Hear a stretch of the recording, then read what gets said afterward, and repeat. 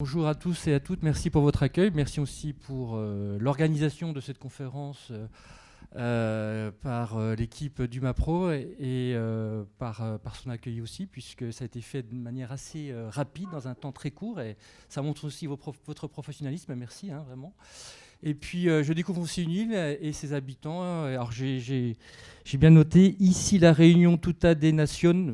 Voilà, mais bon, je vais exprimer aussi vraiment le plaisir que j'ai à être dans cette île, de la découvrir et puis de voir aussi l'accueil chaleureux de ses habitants. Peut-être que le temps n'est pas au rendez-vous, mais les sourires sont là et ça me fait très plaisir.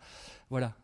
Donc je vais peut-être me présenter. Donc je suis Marc-Éric Bobillier-Chaumont. Donc je suis professeur de psychologie du travail, titulaire de la chaire de psychologie du travail au CNAM de Paris, donc responsable aussi national du diplôme.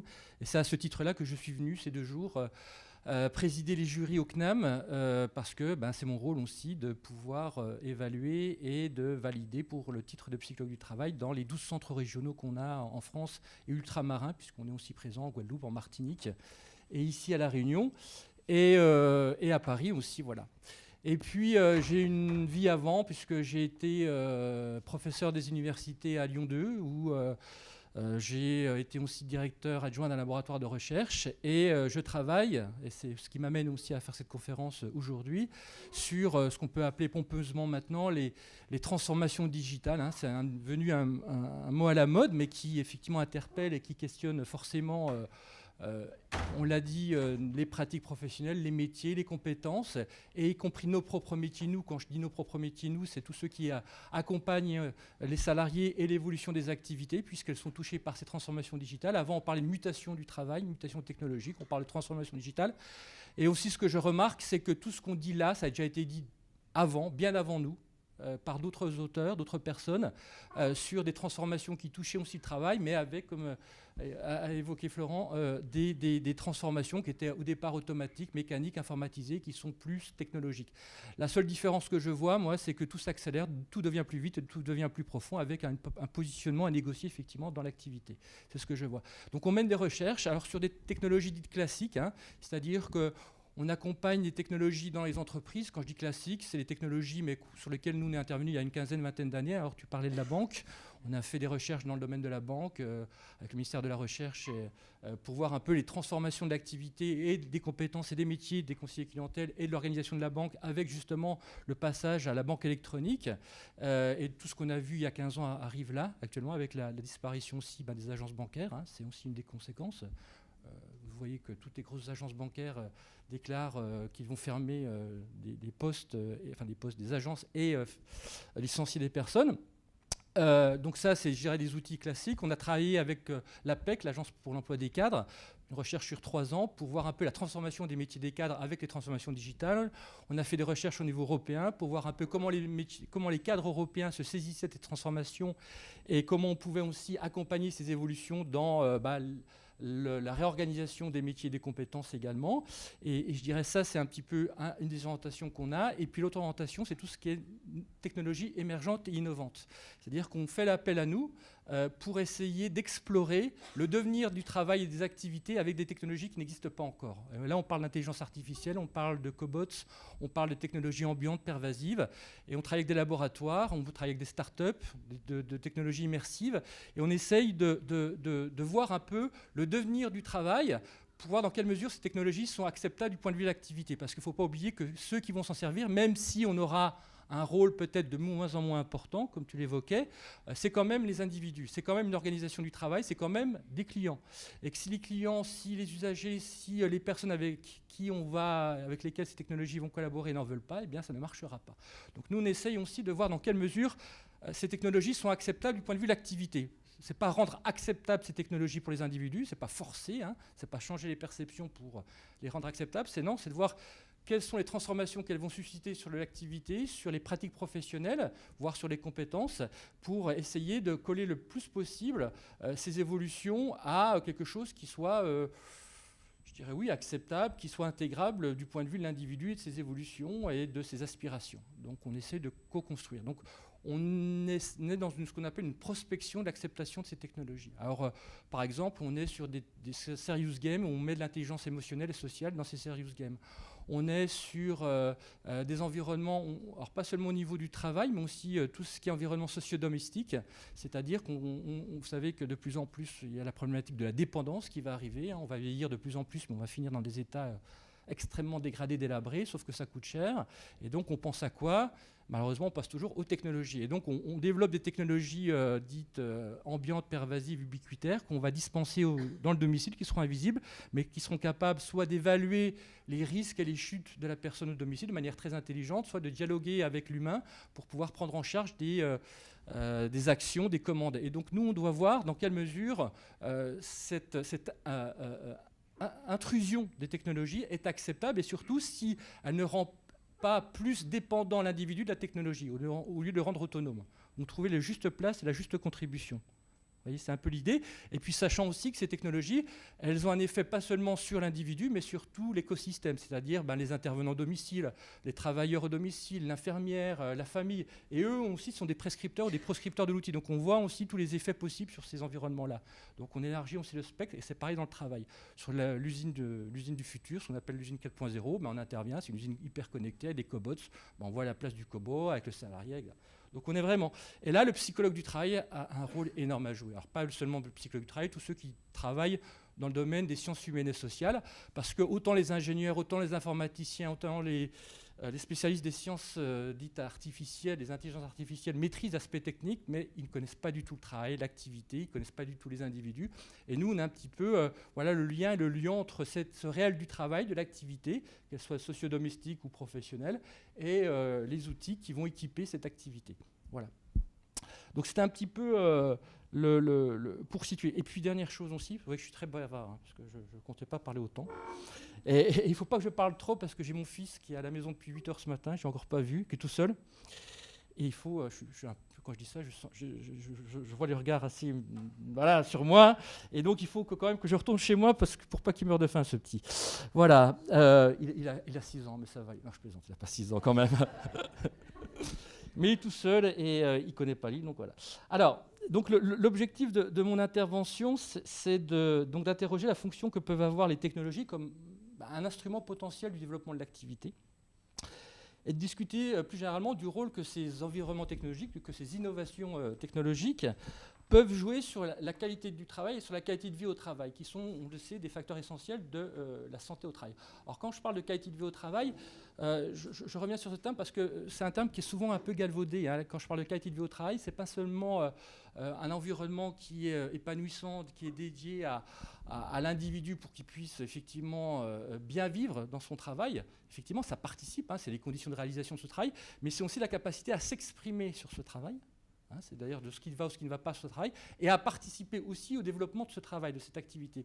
Et là, effectivement, on est dans une idée de ce que je considère la qualité de travail. Donc c'est aussi de donner les moyens aux différents acteurs, aux différents salariés de participer aussi à ces transformations, de dire si ça ne va pas, ces outils, et puis de participer aussi à cette évolution, parce que c'est un moyen de réalisation de mon activité ou d'impossibilité de réaliser mon activité. Donc c'est pour ça que c'est un facteur pour moi de bien-être.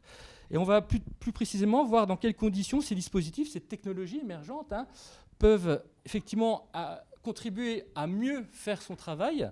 Et donc on est alors là sur l'efficience et sur des questions relatives à la pénibilité, à la charge de travail, au coût de cette activité, à ce qu'on appelle plus généralement l'intensification de l'activité, et aussi à bien faire son travail, pas seulement à mieux faire en termes d'efficience, mais à bien faire son travail. Et là, on est sur des questions de sens, sur des questions d'utilité, sur des questions de qualité du travail, sur des questions de conformité à des règles professionnelles, à des règles de métier, et à la possibilité aussi de maintenir ces règles telles que je les fais par rapport à telles que peut-être l'outil va m'obliger à les faire, ou plus les faire comme je l'entendais, ou les faire autrement. Mais il faut que ça soit quand même acceptable par rapport à ce que j'envisageais. Je me souviens par exemple... Il y a très longtemps, j'avais accompagné une étudiante, je crois réunionnaise, qui voulait valoriser un métier qui était en déperdition, qui était les coupeurs de canne à sucre, avec toute l'histoire qu'il y avait derrière, avec l'automatisation et donc des machines beaucoup plus modernes qui pouvaient requalifier, revaloriser, sauf que le geste de métier n'était pas le même. C'est autre chose à faire. Et donc, du coup, effectivement, ça peut rentrer en contradiction avec mes propres règles de métier. Et donc on va voir que si les technologies peuvent être de formidables outils pour l'individu, un réel soutien et apporter de réelles ressources pour le bon déroulement de l'activité, en soulageant mon travail, en valorisant mon activité. Je pense que là, heureusement que j'avais un peu peur de ne pas avoir le PowerPoint parce que du coup, je suis plus à l'aise et ça me permet de dire, voilà, si jamais je faiblis un peu au niveau oral, j'aurai quand même une petite vidéo, une petite illustration qui va venir m'aider et vous guider. Donc, c'est vraiment quelque chose qui est un outil, une ressource dans mon activité. Ça peut être, on le verra aussi, des systèmes qui peuvent aussi se révéler extrêmement délétères pour la santé des salariés, en altérant les conditions d'exercice du travail, et puis surtout, en s'appropriant le cœur du métier, celui qui a du sens et qui donne du sens au travail que je fais. Et c'est justement cette dualité, cette concurrence qu'on va discuter, parce que c'est un peu là tout l'enjeu des technologies qui arrivent, ces technologies émergentes, qui ne se posent pas la question et qui y vont et qui disent, dès lors qu'on peut faire des profits, des gains de productivité, eh bien on y va, quitte à sacrifier l'utilité, l'intérêt pour le travail qu'on fait. Et là, il faut se battre. C'est clair. Parce que c'est une vision très court-termiste. À long terme, on sait que ça perd. Mais c'est vraiment là notre rôle aussi en termes de psychologue du travail ou de spécialité des sciences humaines et sociales, c'est de trouver cette articulation logique et cohérente entre la technologie, l'homme et l'activité. Et donc dans cette perspective, il ne s'agit pas seulement de voir la technologie comme un simple outil au service de la tâche. Et là, c'est bien souvent ce qui est fait. C'est-à-dire que la tâche, on le sait en psychologie du travail, la tâche, c'est ce qui est prescrit, c'est ce qui est prévu à l'avance et qui doit être appliqué tel que l'organisation, les services méthodes, ou un service très éloigné qui est à Paris, qui a décidé qu'à La Réunion, ça devait se faire comme ça, sans penser qu'il y avait des particularités, des contraintes, des spécificités inhérentes à la culture, au fonctionnement ou à l'organisation du service. Donc on n'a pas pensé et tu appliques comme ça. Donc la technologie, elle est souvent pensée comme ça, à la tâche que doivent faire les individus. Non, on s'en fiche de ça. Ce n'est pas la tâche que doivent faire les individus, c'est l'activité que font les individus, ou que souhaiteraient faire de mieux les individus, ou qui devrait effectivement être déléguée à certaines manières au système. Donc ces systèmes, ce n'est pas simplement des systèmes qui doivent être pensés, donc, comme je disais, au service de cette tâche, mais ils doivent devenir de véritables partenaires de l'individu en activité et qu'elles soient un instrument d'expression, de valorisation et de transformation de l'activité, et aussi qu'elle participe à la revitalisation et au renouvellement du métier. C'est-à-dire que cet outil, vous voyez, on peut le voir soit, si c'est mal conçu, comme quelque chose qui peut enfermer, scléroser le métier et faire s'ouvrir l'individu, parce que je n'ai pas du tout de possibilité de pouvoir respirer et donner un peu de marge de manœuvre, de latitude d'action dans mon travail, et ça ne va pas. Par contre, si c'est bien pensé, réfléchi et approprié à ce que je fais, ça peut me donner des nouveaux moyens d'action. Et on le voit. Je vous donnerai des exemples que grâce à l'outil, je peux faire des choses que je n'ai jamais pensées auparavant. Ça me donne ce qu'on appelle du pouvoir d'agir, des capacités d'action qui me permettent de voir autrement ou de déléguer au système des tâches un peu rébarbatives, répétitives, nulles, et moi d'aller vers quelque chose qui m'intéresse. Sauf que parfois, j'ai aussi besoin d'avoir ces tâches un peu rébarbatives, nulles, pour respirer, parce que ça nous fait bien un peu dans une routine. Vous voyez, encore, ce n'est pas automatique. Il ne faut pas dire on va tout balancer au système. Non, laisse-moi ça. Moi, j'aime bien aussi d'être un peu bébête, quoi, de faire mon petit truc comme ça. Mais ça se discute, et on en parle là-dedans. Et puis, dans une approche qu'on développe là, du coup, dans la chaire de psychologie du travail, ce que j'appelle moi une clinique de l'usage, donc c'est discuter à la fois du rôle de cette technologie dans le développement de l'activité, et puis c'est aussi de voir le rôle de cette technologie comme un objet médiateur. Un objet médiateur, c'est-à-dire que ce n'est pas une finalité en soi d'utiliser la technologie pour faire quelque chose, mais on va passer justement par la technologie pour pouvoir mettre le travail en débat, pour pouvoir mettre en discussion, en délibération, cette activité qui, depuis plusieurs années, ne va pas. Quand une transformation digitale arrive, justement, c'est peut-être l'occasion là de se dire, tiens, on se réunit tous sur la tour de la table, et de dire, hop, avant de mettre en place le système, déjà parlons de ce travail-là. Il va faire quoi, cette technologie, par rapport au travail qu'on fait? Peut-être le travail qu'il fait, il ne va pas. Ça fait 10 ans qu'on a le nez dans le guidon, ça fait 10 ans qu'on fait comme ça. Ça vient révéler souvent le changement technologique. Parfois, elle vient déclencher des problématiques, mais souvent, elle vient révéler ou accentuer des problèmes préexistants qui ne vont pas, ont des tensions entre collègues, des problèmes de qualité, des problèmes d'articulation entre différents acteurs, et vous mettez une technologie là-dessus, et ça explose. Mais le problème, il préexistait avant. Il préexistait. Et du coup, grâce à l'outil, on va peut-être pouvoir se parler sans individualiser la problématique, tu es responsable de ça, mais simplement parler du travail au travers de l'outil. Qu'est-ce que va faire le travail? Il va peut-être permettre de faire ça, ou il va amplifier ça. Ben non, déjà réglons cette histoire entre nous de ce qui n'allait pas, régulons un peu ces dysfonctionnements, et puis après parlons de la place de l'outil. Peut-être qu'on n'a pas besoin de l'outil là, il interviendra après. Ou alors l'outil, il faut peut-être le revoir pour qu'il nous aide là-dessus, parce qu'on a réussi simplement, nous, à se mettre d'accord sur comment on doit travailler ensemble. Donc, comme je dis, si d'un point de vue ergonomique, on doit partir de l'activité pour penser la technologie, on peut aussi, d'un point de vue de la clinique de cet usage-là, partir de la technologie pour repenser l'activité. Et repenser aux deux sens du terme. Repenser, c'est-à-dire corriger, améliorer l'activité pour pouvoir faire un travail soigné, et puis repenser au sens de, comme un pansement, repenser pour soigner le travail, celui qui ne va pas, celui qui va mal, qui nous étreint.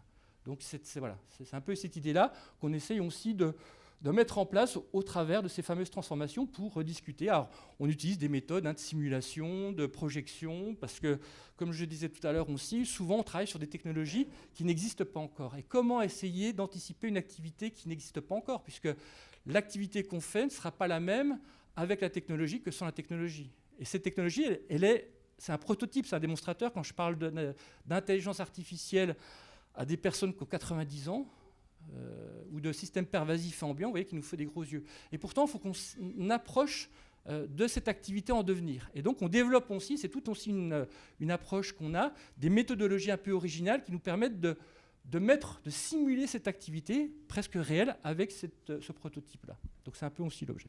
Voilà. Alors de cette longue introduction, je vais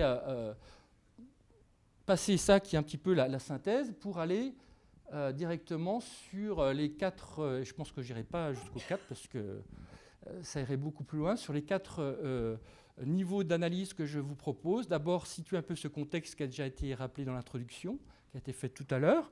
Après, voir un peu comment nous, on évalue l'intérêt, l'adoption de ces technologies du point de vue de l'activité des salariés et des usagers plus généralement. Quelque chose qui m'intéresse principalement dans les recherches et les tests que je conduis, c'est justement l'acceptation de ces technologies. À quelles conditions on accepte ou pas ces technologies, toujours du point de vue de l'activité. Ce que j'appelle l'acceptation située des technologies par rapport à une autre approche qui s'appelle l'acceptabilité des technologies, et puis une synthèse. Et je pense que j'irai assez rapidement. Alors comme je suis PC et c'est du Mac, je vais certainement commettre des erreurs d'usage, vous m'en excuserez.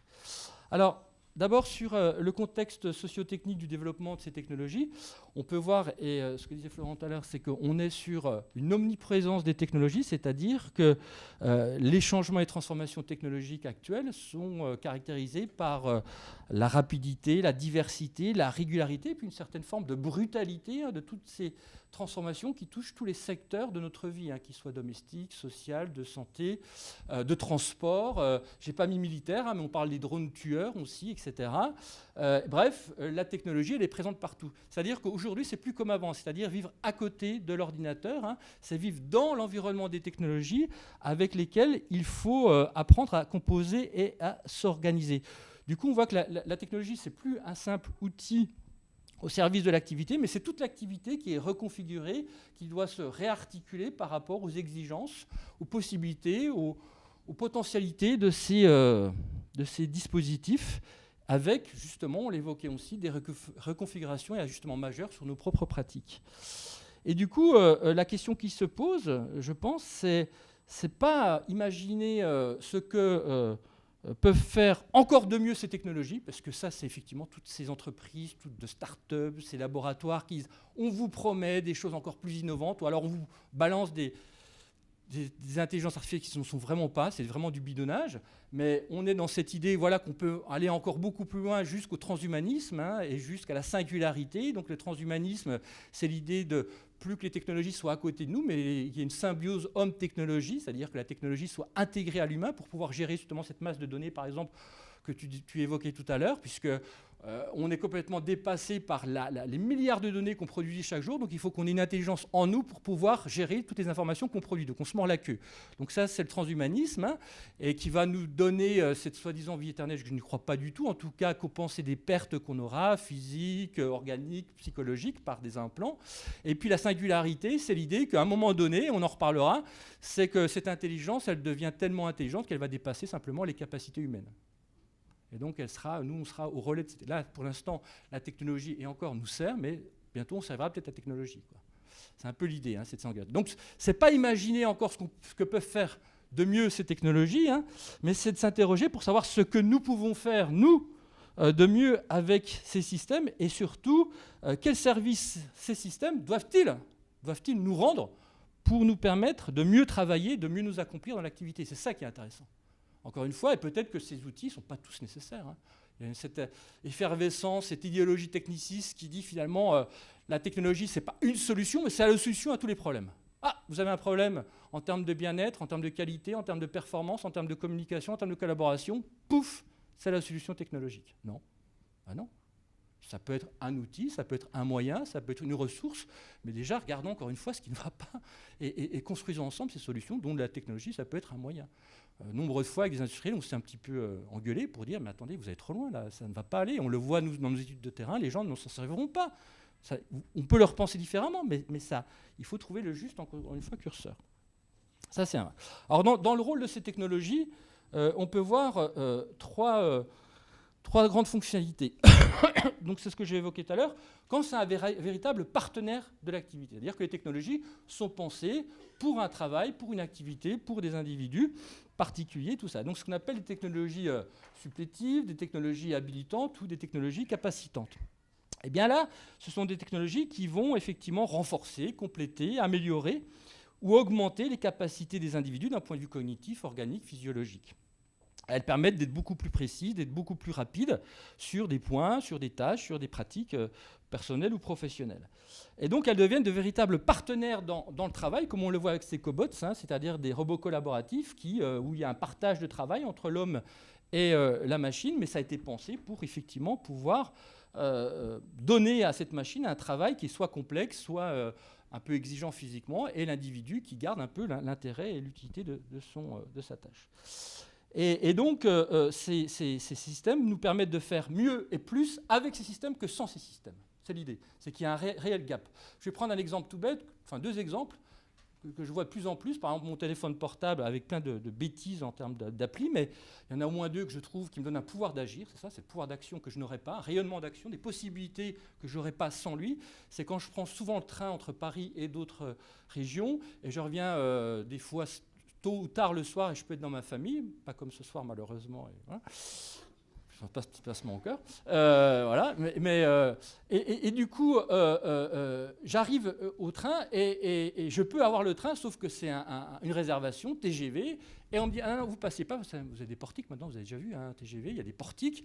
Il dit, vous ne passez pas, vous avez un billet qui est pour 18h30, 19h, il est 18h parce que je peux arriver 1 heure plus tôt chez moi, et c'est quand même bien. Il faut que vous alliez le prendre sur un automate ou vous alliez faire la queue. Sauf que l'automate, il y a 100 personnes. La queue, c'est pareil. Il y a moins en moins de personnes à cause des technologies. Je suis mal. Sauf que j'ai ma petite application sur mon smartphone. Je fais en 30 secondes, j'ai mon billet et j'ai changé et je peux avoir ce train. Et là, je suis soulagé. Et ça m'a donné une possibilité. Pareil, avoir accès à un spécialiste, ophtalmologue, à Paris, c'est 3, 4 mois, 5 mois. Vous avez mal, un docteur là, pendant les vacances, c'est impossible.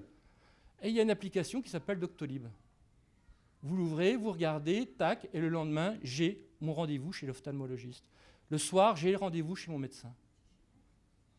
Et vous choisissez, et voilà, et une capacité. Et je fais plus et mieux grâce à l'outil que sans.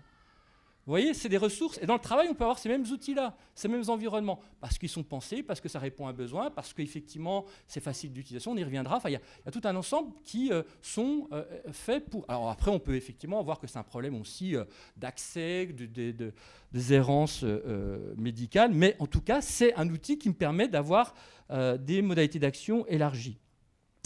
Et donc, on est dans ce qu'on appelle aussi une activité réellement mutualisée, c'est-à-dire une activité où finalement l'intervention technologique ne se fait pas au détriment de l'action humaine.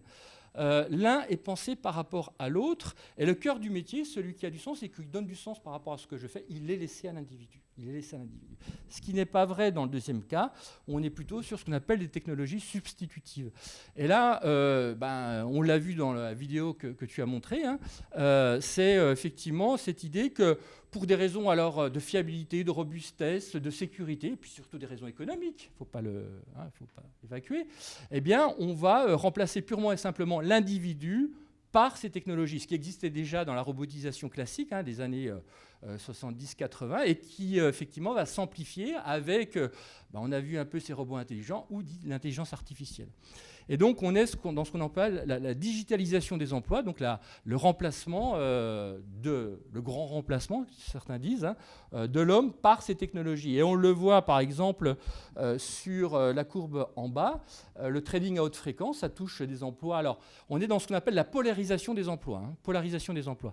Vous avez effectivement le chiffre que citait la petite vidéo de tout à l'heure, c'est des chiffres qui sont repris d'une méta-analyse de Benedict et Osborne, qui en 2013 avait fait toute une analyse des statistiques sorties et qui disait que 46 à 47% des emplois actuels disparaîtraient. Alors ça a été remis en cause notamment par le Conseil d'orientation pour l'emploi et puis l'OCDE qui dit finalement on est plus proche de 9 à 13% des emplois qui disparaîtraient, ceux qu'on connaît, mais tous les emplois seraient touchés d'une manière ou d'une autre. C'est-à-dire que, y compris les emplois, et on le verra dans des exemples, des emplois qui seront a priori très éloignés de ces technologies, mais seront affectés parce qu'on aura besoin de ces outils pour travailler, et puis des emplois qui sont effectivement de très bas niveau. Mais tous les emplois seront touchés, reste à savoir quelle est justement la part de ce métier, de cette activité qui reviendra à la technologie. C'est-à-dire, encore une fois, est-ce que c'est le métier qui m'intéresse, celui qui donne de l'attrait, qui me donne envie de me lever le matin, qui donne du sens à ma vie ou à mon travail, qui sera délégué au système, et moi je serai un peu le relégat du dispositif, ou alors le système viendra m'épauler. Ça, c'est une autre question. Mais tous les emplois, tous les métiers, toutes les activités seront affectés d'une manière ou d'une autre.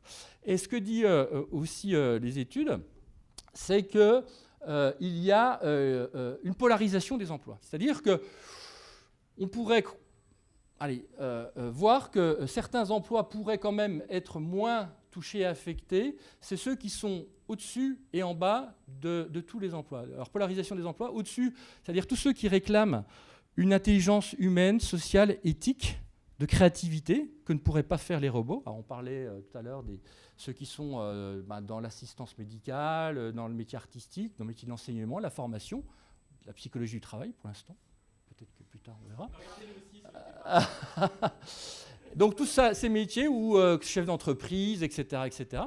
Et puis ceux qui seraient aussi qui échapperaient à ça, c'est ceux qui sont en bas, c'est-à-dire qui participent au processus d'alimentation de cette chaîne digitalisée. Par exemple, Uber, les plateformes de travail, ou ceux qui vont livrer chez Amazon les colis ou qui sont dans des plateformes qui font des palettes logistiques, exactement. Et là, on a besoin de cette main-d'œuvre-là. Et donc, voilà. Et au milieu, c'était mis dans la vidéo, tous les emplois où il y a une certaine régularité des tâches, des procédures, c'est assez routinier, que ça soit physique mais intellectuel, c'est remplacé par les machines. Conseiller clientèle. Newton, dans la banque, ça arrive et ça commence. Déjà, nous l'avons vu, on avait déjà suggéré qu'un outil puisse aider les conseillers clientèle à faire face, il y a 15 ans en arrière, à l'afflux des emails qui est arrivé. C'est ce qui arrive, parce que la clientèle ne se déplace plus, ils envoient des emails, donc d'autres compétences sont à développer. Et donc, IBM propose Newton qui gère les emails et qui envoie des réponses automatiques, c'est l'intelligence artificielle. Et donc, pareil, le boulot que faisaient les guichetiers, qui le fait, c'est nous. Les transactions, les virements, les éditions. Donc du coup, on a moins en moins de besoin de ces personnes. Et y compris dans des... C'est pour ça que ce qu'on appelait le paradoxe de Moravec. Le paradoxe de Moravec, il dit, finalement, il y a cette intelligence, je parlais sociale, émotionnelle, qui échappe, ou intellectuelle, de créativité. Les systèmes, on peut tout digitaliser sauf ça. Et puis, y compris aussi, on le verra, les gestes simples de la vie courante. Un robot ne pourrait pas les faire.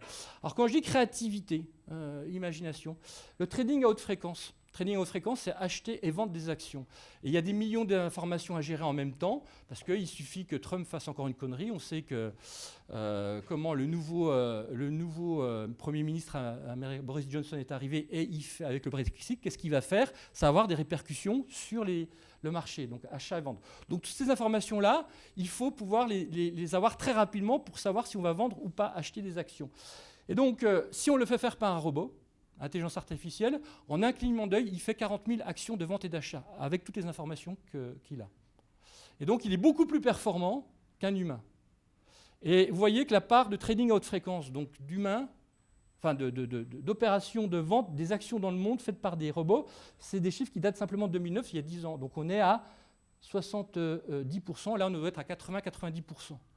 Chez Goldman Sachs, qui est une des plus grandes banques au monde, ils sont descendus de 600 traders à 6 traders. 600 à 6. Par contre, ils ont embauché des data scientists, des ingénieurs qui développent des programmes. Alors là, si vous avez un boulot de data scientist, vous avez un pont d'or, quoi. C'est énorme, énorme. Mais voilà, on est dans cette idée. Donc, cette intelligence, et pareil, au niveau du diagnostic médical, c'est des systèmes d'intelligence artificielle qui sont beaucoup plus performants que les humains, sauf qu'ils sont ce qu'on appelle le deep learning ou le machine learning, c'est-à-dire qu'ils sont très intelligents sur une tâche unique, parce qu'ils vont comparer des millions de photos, par exemple un cancer de la peau, ils vont regarder si le bouton que vous avez par rapport à des boutons cancéreux, il se rapproche ou pas, et il va faire cette tâche unique beaucoup mieux qu'un médecin, beaucoup plus rapidement, et avec une marge d'erreur de moitié. Il se trompe beaucoup moins qu'un médecin. Sauf que intelligence sociale qui va annoncer la nouvelle d'un cancer à un patient. Sauf parfois, des fois, c'est mieux que ce soit un robot qu'un médecin. Je plaisante. Et donc on a ça. Et puis je vous disais, la digitalisation, c'est que touche en bas. Là. Et on voit aussi que ces robots, il faut apprendre à ces robots. Et on voit que cette économie dite de robots, elle crée tout ce qu'on appelle un robotariat.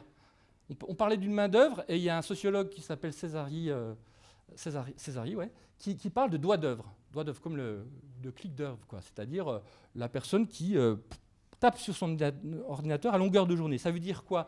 Ça veut dire que pour apprendre à un ordinateur et à une intelligence artificielle de repérer, par exemple, un bouton de peau qui est cancérigène d'un bouton qui est normal, il faut lui apprendre.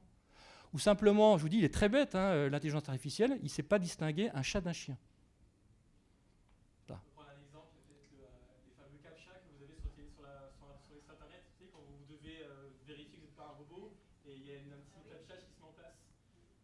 Pour dire, cliquez que vous avez bien vu 4 feux ou 4 voitures. En fait, vous aidez la machine à distinguer, directement. À identifier effectivement que c'est pour un problème, un logiciel de géolocalisation, il vous indiquer que c'est une rue avec 4 feux, etc. Et là, donc, on va payer des gens quelques centimes par clic pour apprendre à reconnaître ces deux images, un chat, un chien. C'est pareil, tout ce qui est logiciel de reconnaissance vocale dans la voiture. Il y a des accents, vous avez des accents spécifiques à La Réunion. Moi, j'ai un accent spécifique francophone et en plus du Doubs, de l'Est, donc avec des R prononcés. Je parle vite, j'ai une prononciation qui est des fois un peu approximative. Et donc, il faut permettre au système d'identifier toutes ces voix. Et il y a des gens qui sont payés pour prononcer plusieurs milliers de fois ces phrases avec des accélérations, avec des prononciations, pour apprendre à la machine à identifier. Et de la même manière, donc c'est soit apprendre à la machine, donc on paye des gens pour faire ça. Il y a des fermes à clics aussi, à Madagascar, où vous avez plusieurs centaines de téléphones les unes à côté des autres, et il y a des gens qui appuient plusieurs fois sur des likes pour pouvoir mettre les entreprises à un premier niveau en fonction de la popularité qu'ils ont. Et ça, ils sont payés aussi sur des centimes. Et puis, vous avez aussi ces systèmes qui ne sont pas non plus infaillibles. Les enceintes connectées type Google Home ou Alexia, quand vous lui demandez quelque chose, mets-moi un disque, on retombe dans le Minitel, mets-moi un morceau de musique ou commande-moi une pizza, machin. Encore une fois, là, je suis un petit peu fatigué, je vais mal prononcer. L'ordre part, mais il n'est pas interprété. Mais il ne part pas n'importe où. Il va aller partir chez un particulier qui va le recevoir. Il dit qu'est-ce qu'il a dit lui. Il va l'écouter. Ah, il veut un morceau de musique. Donc je lui balance le morceau de musique et je retraduis pour réapprendre à la machine ce que c'est. Donc vous voyez que toutes ces technologies, quand même, aussi innovantes et belles qu'elles soient, il y a quand même des main-d'œuvre qui sont derrière pour les faire tourner. C'est quand même, voilà. Donc il y a toute une économie. Et je terminerai par le pire de toutes. c'est les plateformes numériques de travail. Je ne parle pas d'Uber, mais je parle de ce qu'on appelle les juicers. Juicers, vous ne les avez pas encore ici, mais vous les aurez bientôt. C'est ceux qui sont chargés d'aller prendre les trottinettes à Paris et dans toutes les grandes villes et d'aller les charger. Ils sont payés 5 € la trottinette. Donc moi je me disais, mais comment les trottinettes, vous en avez des milliers à Paris qui sont partout cassées, qui vous empêchent de marcher. Et bien la nuit, à partir de 5-6 heures, il y a des camionnettes qui polluent. Donc d'un côté, effectivement, l'empreinte écologique, elle est très bien, mais vous avez des grosses camionnettes qui polluent, qui viennent chercher et en plus on sous-traite ça à d'autres. Alors il y a complètement d'exploitation de la main-d'œuvre, c'est assez effroyable. Et donc ils vont recharger chez eux, on leur donne des droits d'accès, 6, 7, 8, 10 trottinettes, ils rechargent et ils viennent les remettre. Voilà. Donc ça c'est une main-d'œuvre aussi cachée, quoi. Voilà. Donc vous voyez toutes ces technologies qui génèrent derrière aussi une main-d'œuvre, un prolétariat de l'intelligence artificielle, quoi, quelque part. Et pareil, ça a des compétences particulières. Est-ce que c'est des métiers ou pas? Si une organisation commence de plus en plus, en psychologie du travail, à parler effectivement de ces métiers, de ces activités qui se créent. Voilà. Et du coup, je disais, il y a l'idée également que ces systèmes... Est-ce que je l'ai là? Est-ce que ça a marché? Voilà. Ils sont aussi... dans ce paradoxe de Moravec, donc pas reproduire l'intelligence, on a vu non, ils peuvent reproduire une certaine forme d'intelligence, y compris dans les voitures autonomes. Les voitures autonomes, je regrette, il n'y a pas une activité aussi exigeante d'un point de vue cognitif que la conduite automobile. Si Georges Orao était là, il me dirait oui, effectivement, ce n'est pas des automatismes, il faut faire attention à tout, il faut prévoir, anticiper, réagir, etc. en temps réel. Et donc, vous voyez que maintenant, les voitures autonomes font mieux que nous. Et ils sont capables d'apprendre de l'environnement. On a pris une voiture à Paris, on l'a mis à Las Vegas. La voiture a appris d'elle-même en tournant, elle s'est débrouillée d'elle-même. Donc c'est ça aussi le deep learning, c'est des systèmes qui sont capables aussi d'intuition et d'apprentissage par elles-mêmes. Donc elles commencent à s'approcher d'un fonctionnement humain. Encore une fois, sur des tâches assez uniques, quoique la conduite automobile, ce n'est pas une tâche unique. C'est anticiper les piétons qui passent dans une grande ville, où les gens passent n'importe comment, quoi. Donc c'est pas mal. Et puis on dit aussi dans le paradoxe de Moravec, il n'y a pas simplement reproduire cette intelligence humaine supérieure, mais c'est des gestes simples. Quand je dis des gestes simples, oui et non. C'est-à-dire que autant il peut marcher, et encore, mais est-ce qu'il pourrait reproduire quelqu'un qui fait du vélo? Vous ne pouvez pas dire à votre fils, c'est ce qu'on appelle des compétences incorporées, proprioceptives, sensorimotrices, vous ne pouvez pas dire à votre fils, si tu veux faire du vélo, tu te mets sur le vélo, tu te mets droit, tu te penches un petit peu, tu donnes un coup de pédale, et puis après tu vas avoir ton genou qui va s'allonger, etc. Ce n'est pas une procédure qu'on peut décliner comme ça et faire reproduire par un algorithme sur un robot. C'est un peu plus compliqué que ça, c'est des sensations, c'est intériorisé, etc. Donc on se dit on ne peut pas le formaliser, le reproduire par un robot. Pareil pour un saut périlleux. Je ne peux pas vous dire, tiens, je vais te faire faire un saut périlleux, je te dis comment le faire, et tu vas le reproduire. Ou alors du jonglage. Jonglage, j'ai jamais réussi, etc. Sauf que ce sont des systèmes qui arrivent finalement à faire des sauts périlleux, à faire du vélo et à jongler. Et donc du coup, on commence aussi à se rapprocher du fonctionnement humain assez compliqué et des systèmes qui se débrouillent assez facilement. Autre système aussi, c'est toujours au niveau des fonctions supérieures, c'est le fameux test de Turing. Le test de Turing, c'était l'inventeur de l'informatique moderne qui a créé la machine Enigma, qui a permis le décodage du code allemand. Et je ne vais pas rentrer dans la petite histoire qui est la grande, mais en tout cas qui a été prépondérante dans la création de l'informatique moderne. Et ce qu'il dit voilà, quand est-ce qu'un ordinateur sera l'égal d'un humain? Il dit ce sera l'égal d'un humain lorsque un humain qui sera derrière un rideau et devra interagir soit avec un ordinateur, soit avec un humain, ne fera pas la différence. Pour lui, c'est blanc bonnet, bonnet blanc. Et jusqu'à présent, le test était assez répété, mais ne fonctionnait jamais. Et puis voilà qu'une vidéo est apparue l'année dernière, qui est assez incroyable. C'est la vidéo de Google avec son enceinte et son assistant vocal qui est capable d'aller voir sur votre agenda le rendez-vous que vous avez. En l'occurrence, là, c'est de prendre un rendez-vous chez le coiffeur. Vous dites, dans une semaine, je voudrais être coiffeur. Il le détecte et c'est lui qui va appeler le coiffeur et qui va gérer tout seul le rendez-vous. Mais pas c'est je veux le coiffeur, vous allez voir qu'il va interagir, alors c'est en anglais, mais de manière tout à fait naturelle et jusqu'aux impondérables, peut-être, peut-être pas, yes, etc.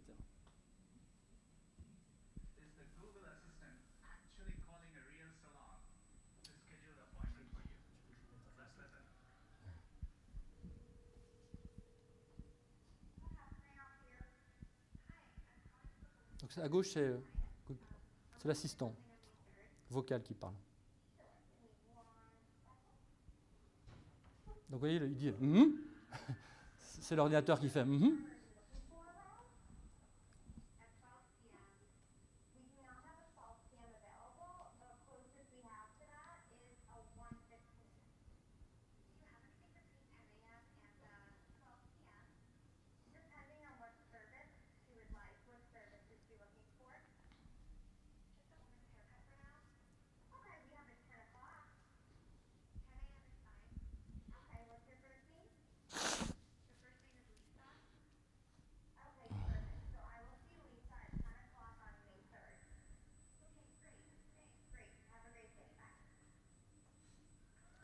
Voilà, donc vous voyez que ne ferait pratiquement pas la différence.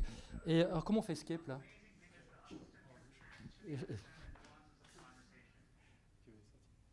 Non, c'était simplement faire...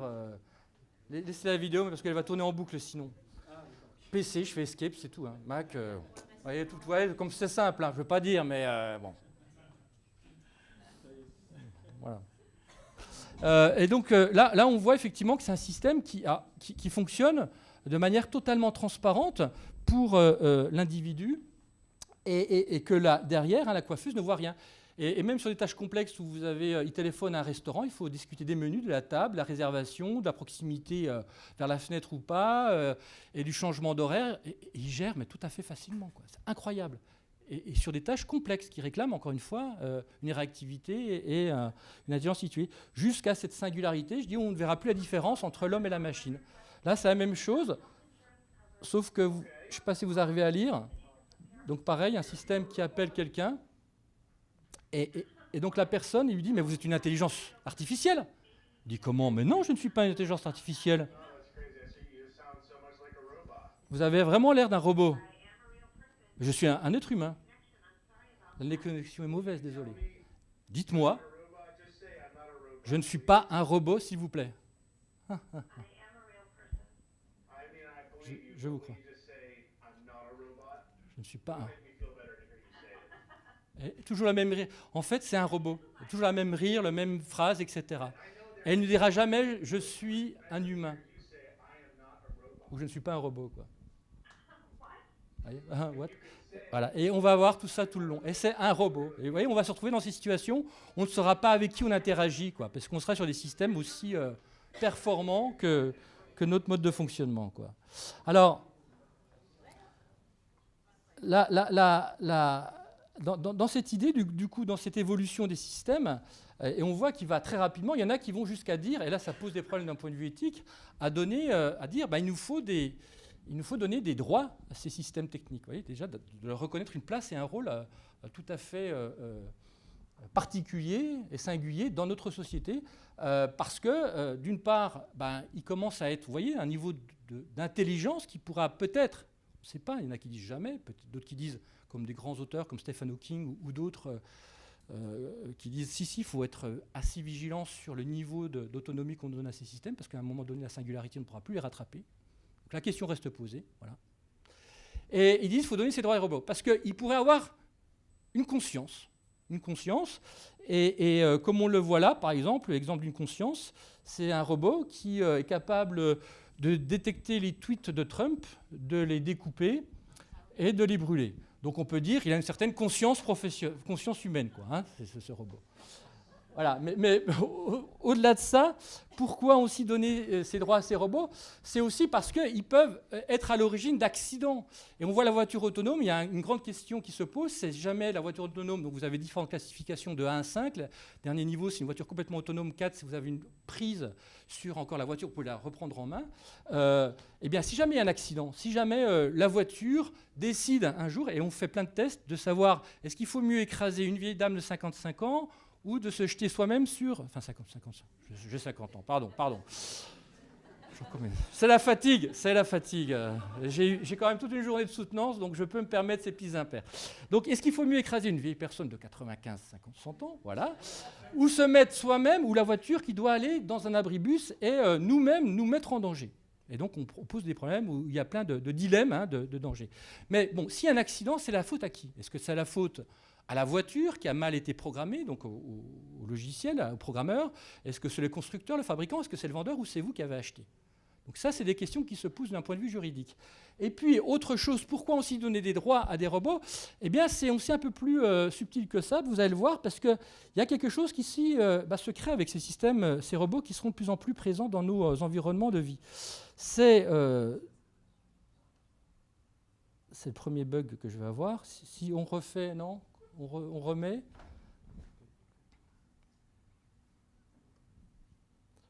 On remet, ouais, Elle était, non, elle était là.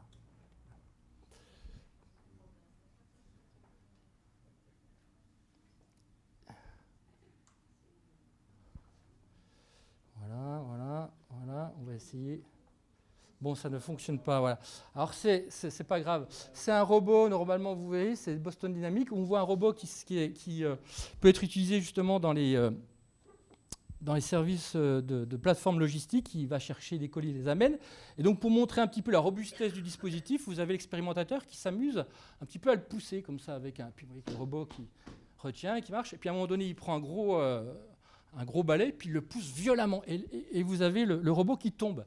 Et là, normalement, quand je fais cette expérience devant les salles, tout le monde dit « Oh !» comme ça. Les gens sont un petit peu effrayés.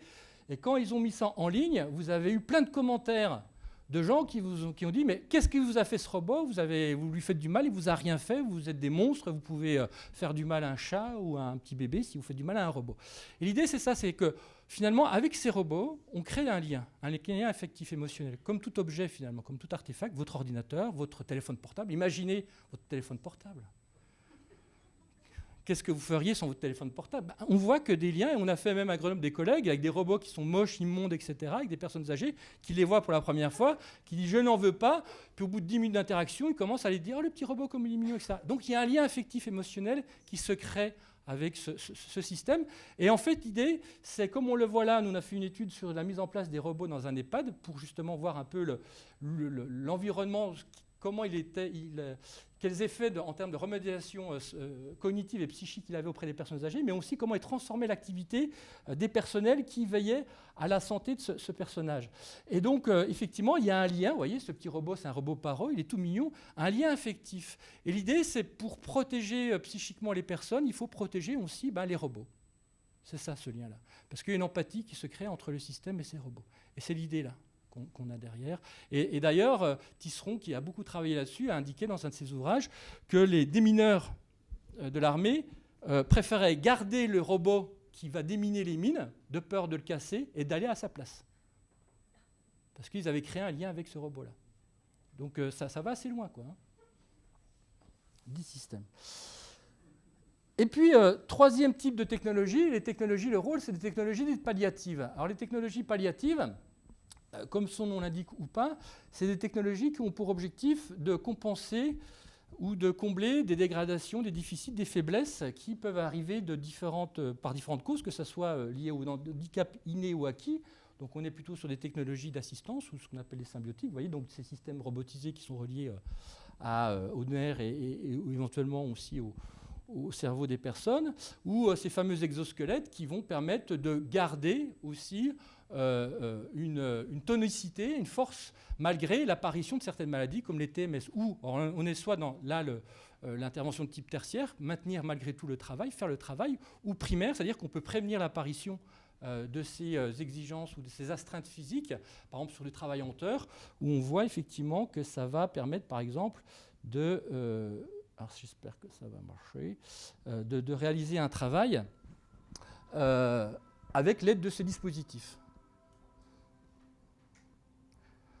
Donc on est sur des exosquelettes qui peuvent être mécaniques ou robotisés. Alors mécanique, c'est ce qu'il y a de plus souple et de plus adaptable.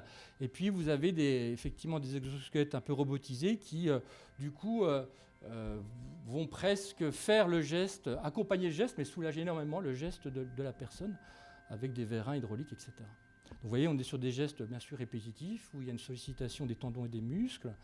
Et donc, on peut comme ça soulager les différentes contraintes physiologiques. Et on va le voir à un niveau aussi chez un un travailleur du bâtiment qui doit intervenir en hauteur, et ben, vous voyez si vous le faites, si vous peignez chez vous, vous voyez qu'à un moment donné, les épaules, ça tend. Et là, non seulement on peut permettre à des gens de rester en activité grâce à des outils, ce qui est quand même dommage, mais on peut prévenir l'apparition de ces dispositifs, enfin de ces maladies, ces dysfonctionnements, grâce à ces environnements technologiques, ces exosquelettes. Alors, il y a toujours une face blanche et une face noire dans ces technologies, c'est-à-dire que c'est l'idée. C'est-à-dire qu'il ne faut pas croire tout ce qu'on dit sur les technologies qu'elles vont apporter. D'abord, sur les exosquelettes, j'ai fait partie d'une commission à l'ANR, à l'Agence nationale de recherche, sur les projets de recherche. Et donc, je discutais avec des roboticiens qui travaillent justement sur le développement de ces exosquelettes mécaniques robotisés. Et il dit, en fait, il ne faut pas croire que c'est des systèmes qui sont très fluides, qui accompagnent le mouvement. C'est plutôt l'inverse, c'est-à-dire que vous êtes sur un mouvement empêché. Vous retenez votre mouvement pour l'adapter au mouvement du robot qui vous indique un rythme, une cadence. Et du coup, quand vous retenez votre geste, à un moment donné, vous ankylosez votre geste. Et ça fait souffrir. Donc c'est l'inverse qui arrive. Ça, c'est une première chose. Et la deuxième, c'est qu'on voit aussi que, et là, ça pose un problème que nous connaissons, nous, en psycho du travail, c'est le problème que, grâce à l'outil, plus de problème d'organisation. C'est-à-dire qu'on ne traite pas la source du problème, mais on donne aux gens les moyens de tenir face à des exigences qui sont toujours les mêmes. Le gars, là, écoute, on ne va pas te virer à 50-50, t'as mal, là. T'as mal, on va te garder, super.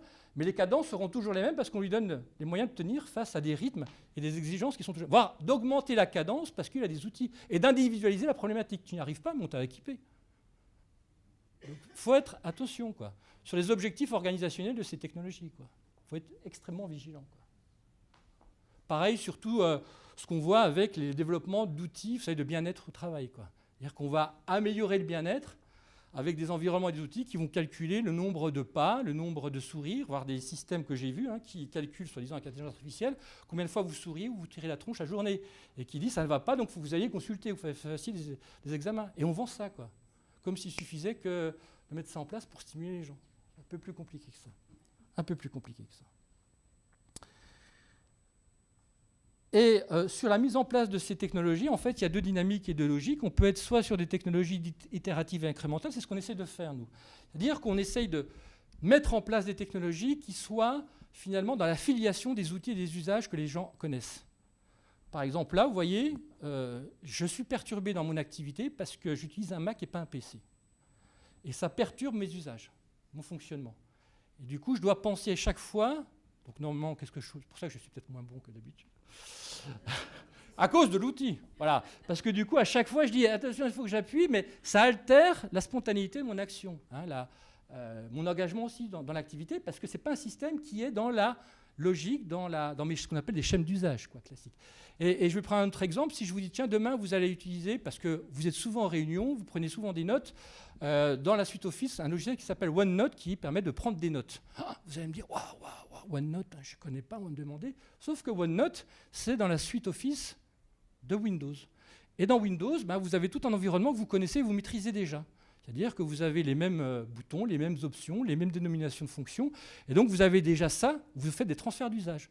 Vous pouvez déjà dire, ça, je connais, je suis familiarisé, et ça, c'est bon. Et vous allez vous focaliser sur l'apprentissage qui est nouveau, qui est la prise de notes et la gestion des notes. Par contre, qu'est-ce qu'on voit dans nos activités? C'est qu'on vous balance un logiciel qui n'a rien à voir avec les autres outils que vous connaissez. Il faudra apprendre les menus, l'organisation, les logiques, remémorer où c'est. Et c'est... Avec l'APEC, on avait fait, les cadres, ils utilisaient 10 logiciels différents par jour.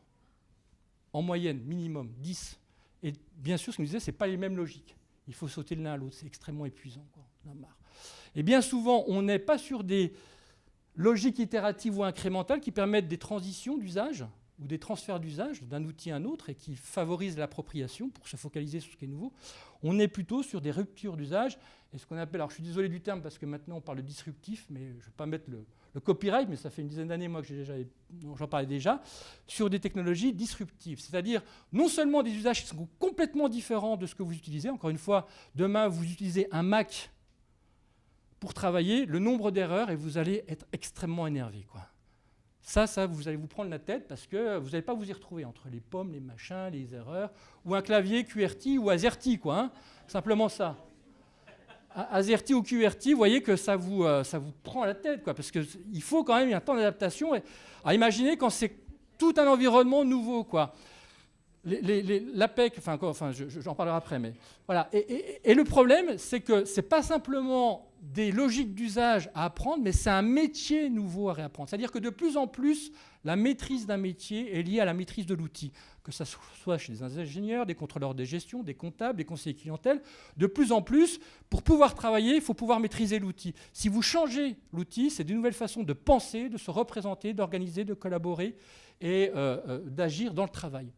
Et ça, nous on l'a vu par exemple, et c'est utilisé de manière stratégique, c'est-à-dire que ce que j'appelle un cheval de Troie organisationnel, c'est-à-dire que sous couvert de changement technologique, ça crée du désordre, ça crée de la dérégulation, ça crée de la crainte, et donc du coup, l'organisation arrive avec une nouvelle procédure, une nouvelle organisation qui remet de l'ordre et qui rassure les gens. Ou alors, l'ordre, et nous on l'a vu, on a fait des expériences sous la soumission à l'autorité technique, comme Milgram l'avait fait, c'est-à-dire jusqu'où les gens se soumettent à une autorité technologique. Ils se soumettent d'une manière, je dirais bête, mais on le fait tous. Vous voyez, par un GPS qui vous dit d'aller à droite, alors que votre femme dit d'aller à gauche, ou votre homme, vous allez suivre le GPS. Dire, non, le GPS le dit, oui, mais regarde, il y a une pancarte, oui, mais le GPS me dit d'aller là, et j'y vais, parce qu'il a raison, il connaît des choses que les autres ne connaissent pas. Et donc, un ordre, quand il vient d'une machine, il est toujours mieux accepté, plus accepté que lorsqu'il vient d'un humain. Et ça, nous, on l'a fait des expériences, et ça marche à 100%, même dans des choses les plus extrêmes. Donc, du coup, il y a aussi l'idée que lorsqu'on transforme, grâce à des technologies, une organisation, ça fait passer, effectivement, plus facilement des transformations sur les compétences, sur l'organisation, les circuits de décision, etc. De manière beaucoup plus souple. Et on l'a vu, nous, quand des grands groupes industriels rachètent des entreprises, on a suivi ça, des banques, ou un grand constructeur de camions qui a racheté un autre constructeur de camions. Il n'y a pas de vidéo, là? Bon, pas de nom. Non, je ne peux pas de nom. Donc voilà, racheter un autre groupe. Qu'est-ce qu'il a fait en premier lieu? Il a changé, chez des ingénieurs pourtant, on pourrait dire, qui sont habitués à des changements et des évolutions assez conséquentes, ils ont changé le logiciel de CO, de conception assistée par ordinateur. Et les gens se sont retrouvés, on était là quand c'est arrivé, dans une situation d'impéritie, d'incompétence, d'inaptitude professionnelle. Ils ne savaient plus travailler, plus exercer leur métier, plus maîtriser les règles de leur activité. Ils étaient complètement perdus. Et qui allait leur donner les façons de faire? C'était les ingénieurs de l'entreprise qui exerçaient comme ça leur pouvoir. Pareil dans les banques. L'idée, c'est aussi que ce n'est pas simplement les transformations et on parle, vous savez, d'obsolescence des compétences chez les seniors, par exemple. J'ai une thèse qui a été menée là-dessus, on le voit. C'est parce que 50 ans, dans l'entreprise et au niveau européen, nous on a fait notre étude, les entreprises considèrent que vous êtes fini d'un point de vue de gestion des innovations technologiques, parce qu'elles savent qu'on va aller très vite et de manière très rapide, à 47-50 ans. C'est terminé. On n'investit plus sur les seniors parce qu'on pense qu'ils ne sont plus capables de suivre la vague de technologie qui va arriver. Et ce n'est pas la vague qui arrive, c'est la brutalité qui arrive, qui est déstabilisante et qui crée cette obsolescence. Parce que les seniors, ils ont plein d'autres ressources qui leur permettent de faire face au dysfonctionnement et à ces outils. Et les juniors, je peux vous assurer que quand la machine tombe en panne, ils ne savent plus bosser. Ou quand la machine n'a pas tout prévu, les difficultés ou toutes les inattendus de l'activité, ils ne savent pas travailler. Les seniors, ils arrivent à se débrouiller tout le temps, quoi qu'il arrive. Voilà, ça on l'a vu. Et donc, du coup, le problème qui se pose, c'est ça, c'est la régularité de ces transformations et leur brutalité, parce que les gens n'ont pas été accompagnés, enfin pas seulement accompagnés, mais ils n'ont pas participé à l'évolution de ces outils. Je vous le disais, nos cadres à l'APEC, on a interrogé 1200 quand même, et qui nous disaient, on voit arriver comme ça sur notre ordinateur un logiciel. On n'a jamais demandé, on n'a jamais participé, et parce que je suis cadre, c'est à moi de me débrouiller pour trouver une utilité et de me former pour l'utiliser. Et il va s'en venir remplacé par l'autre. Et le problème, c'est quand vous avez des changements réguliers qui arrivent comme ça, c'est à la fois très épuisant cognitivement, puisqu'il vous faut former sans cesse, et très déstabilisant professionnellement. Parce que vous perdez vos repères, vous n'avez plus l'impression de plus savoir travailler. Et Linhart, qui est une sociologue, parle de précarité professionnelle. On n'a plus nos repères. Et on se sent mauvais parce qu'on n'arrive plus à exercer son travail, ou on fait un travail mauvais parce qu'on n'arrive plus à maîtriser l'outil qui nous permet de travailler. Et pour finir sur cette histoire, puisque c'était aussi un dossier qui vient de se dérouler en France avec le fameux procès France Télécom de l'époque, vous connaissez donc toutes les tenants et aboutissants de cette histoire, une trentaine de suicides, avec un management coercitif et harcelant. Et dans le rapport Technologia que moi j'ai pu avoir, vous avez quand même un chapitre qui est consacré justement au changement technologique. C'est-à-dire que c'était les technologies qui étaient la vitrine de l'entreprise, il fallait que les cadres soient hyper dynamiques et adaptables et ajustables avec des outils. Et tous les matins, ils voyaient arriver des outils qu'ils n'avaient jamais demandé. Et comme on était effectivement dans une organisation sous contrainte avec une rivalité entre les salariés, il fallait montrer qu'on était capable d'utiliser des outils, mais encore une fois, avec énormément de difficultés, ce qui faisait qu'ils n'arrivaient pas à faire leur boulot parce qu'ils n'arrivaient pas à s'en servir, et du coup, ce qui les fragilisait davantage. Donc ça participait aussi au mal-être. Donc comment ces outils aussi sont des éléments de fragilisation des individus. Et pour vous montrer un peu la manière effectivement dont ces outils participent à ces transformations des métiers et des pratiques à tous les niveaux, je vous montrerai tout à l'heure chez les agriculteurs aussi, vous voyez, ça touche les agriculteurs, on dirait, mais non, mais si, les agriculteurs, et chez les chirurgiens, ça c'est quelque chose maintenant qui est notoirement diffusé, hein, c'est à peu près 85% des opérations, des ablations de la prostate qui sont faites avec ces systèmes à Villeurbanne, d'où j'étais issu à Lyon. Donc même on les suremploie ces systèmes parce qu'ils coûtent tellement cher qu'il faut essayer de les rentabiliser dans toute optique d'opération. Donc parfois c'est un peu limite. Mais qu'est-ce que ça change? Imaginez, alors vous n'êtes peut-être pas, vous êtes patient, je ne sais pas, vous avez déjà vu une scène d'opération, mais au moins à la télévision, vous voyez qu'il y a le patient au centre et il y a un collectif autour. Il y a des personnes qui sont autour et il y a ce qu'on appelle, nous, dans notre jargon, un genre professionnel, puisque c'est des gens qui, sans se parler, savent comment agir, à quel moment faire. Et il y a voilà, ce patrimoine d'histoire hein, qui leur permet de connaître leur rôle, leurs fonctions, leurs attributs à tel moment par rapport à un clignement d'œil, un regard, etc. ou une sensation. Eh bien, maintenant, et puis il y a le chirurgien. Le chirurgien qui a un geste de métier, qui est déterminé par un artefact. L'artefact, c'est le scalpel qui le prend et qui l'oblige aussi à avoir, on ne peut pas prendre un scalpel n'importe comment, ça oblige d'une certaine manière à le prendre, mais il y a aussi l'art du chirurgien, d'opérer, de l'ouvrir. Donc, une façon, un geste, une précision avec les différents instruments qu'il a à sa disposition. Et puis, il a aussi un rapport avec l'objet de son travail. C'est un rapport direct. Il voit physiquement et il sent.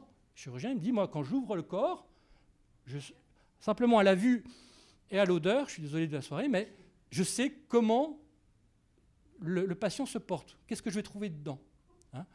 Eh bien, ce geste, ce rapport, cette organisation du travail, ce collectif de travail, il est complètement reconfiguré, c'est ce que je disais, hein, ce que j'ai dit tout à l'heure, quand une technologie arrive, le métier est reconfiguré, l'activité, l'organisation, le rapport au travail, les représentations, par la technologie. Pourquoi? Eh bien, maintenant, vous avez ce chirurgien qui est derrière un appareil et qui a une vision plus générale, mais qui a une vision soit endoscopique, soit carrément virtualisée. C'est-à-dire qu'on recrée, on revirtualise pour pouvoir travailler et puis pouvoir le modéliser et le travailler sous différents angles. Donc c'est plus la même représentation. C'est plus non plus les mêmes gestes, parce que c'est plus un scalpel que je manipule, mais j'ai mes doigts qui sont dans, vous voyez les joysticks qui sont ici, et puis j'ai mes pieds qui sont mobilisés.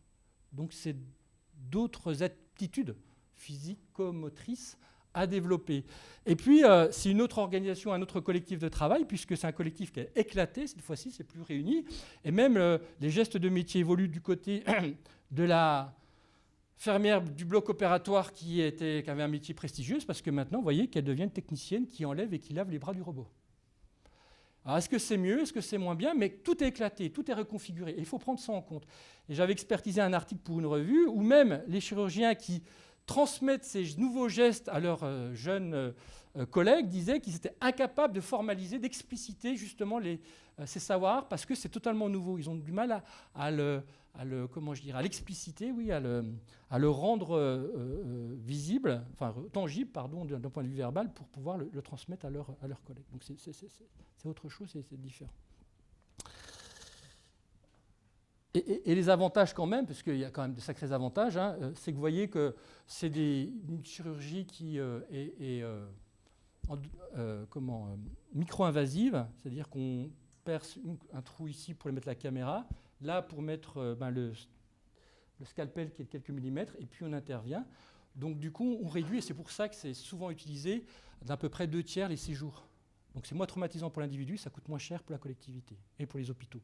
Donc il y a une rentabilité, je vous disais, c'est la solution, quoi. Mais derrière, attention, parce que derrière, qu'est-ce qui se passe? C'est qu'il y a des chirurgiens qui apprennent à opérer qu'avec ça. Et parfois, il y a les bras du robot qui se bloquent, ou il y a un emballement du cœur. Et du coup, ils appuient sur un bouton, les bras du robot se lèvent, et il faut réintervenir avec le geste. Donc est-ce qu'on a d'une part, parce que moins la compétence est maintenue, plus elle s'étiole, elle se dégrade. Ça, c'est une première chose. Donc est-ce qu'on a toujours la qualité du geste? Et puis après, on a ce qu'on appelle le CEP, le sentiment d'efficacité personnelle.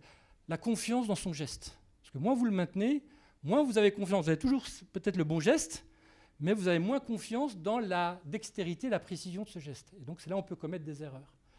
Et là, c'est aussi d'autres risques qu'on peut avoir, mais qu'on avait déjà identifiés de toute façon dans tout ce qui est aussi salle de contrôle nucléaire. On est à peu près sur la même chose. On répète un peu, mais de manière différente, les éléments. Alors, quelques paradoxes de ces activités médiatisées par les technologies. J'ai commencé depuis combien de temps? Je ne sais pas, mais j'écoute. Parce que je parle, mais je parle. Ouais, je vais peut-être accélérer 40 minutes, j'ai encore une dizaine de 10 minutes, et puis je vais essayer d'arrêter. Mais là, alors, quelques paradoxes, parce que je vous disais, c'est jamais aussi blanc ou noir que ça. C'est justement... Il y a ce qu'on appelle le déterminisme technologique, hein, c'est-à-dire on pense que la technologie, et c'est souvent pour ça que les entreprises veulent absolument les mettre en place, parce qu'il suffit de mettre en place la technologie pour que derrière, elle crée les finalités pour lesquelles elles ont été prévues, donc améliorer encore une fois la collaboration, susciter de la créativité, favoriser le bien-être, etc., simplement en mettant en technologie. Or, ce n'est pas la technologie qui va créer, c'est les conditions d'usage, c'est les modalités d'usage, c'est ce qu'en font les individus. Il y a aussi une logique sociale, il y a une logique technique, mais il y a une logique sociale. Et donc c'est pour ça qu'il est très difficile d'anticiper les effets de la technologie. C'est qu'en situation, c'est que lorsque nous, c'est ce qu'on essaie de faire, de les mettre en situation, encore une fois, de prospecter, d'anticiper le devenir de ces technologies dans une activité qu'on va recréer, sur laquelle on va développer un peu des modèles pour pouvoir voir les effets possibles. Et donc on voit qu'il y a toujours des paradoxes, hein. Il y a un premier paradoxe qui est le sentiment de perte de contrôle sur son activité. C'est-à-dire effectivement que ces technologies, de plus en plus, et on le voit dans la vie de tous les jours, celles qui rythment, qui guident, qui scandent notre vie, notre vie professionnelle, notre vie sociale, qui dit quand débuter, quand finir, quand s'arrêter, quand arrêter un travail, quand aller à une réunion. Et on a de moins en moins pris sur notre propre activité. C'est les emails qui arrivent, c'est le planning partagé où on nous met des réunions, c'est les espaces partagés où on doit mettre à telle heure et à telle heure, le reporting qui fait qu'on doit inscrire des tableaux, etc. Donc c'est tous ces environnements-là qui déterminent le travail et qui génèrent cette perte de contrôle. Nous, on avait distingué chez les cadres justement ce qu'on appelait des cadres libre-service ou des cadres déposséder leurs moyens d'action sur leur propre travail, puisque c'est les technologies qui déterminent ce qu'il faut faire, comment les faire et à quelle temporalité le faire.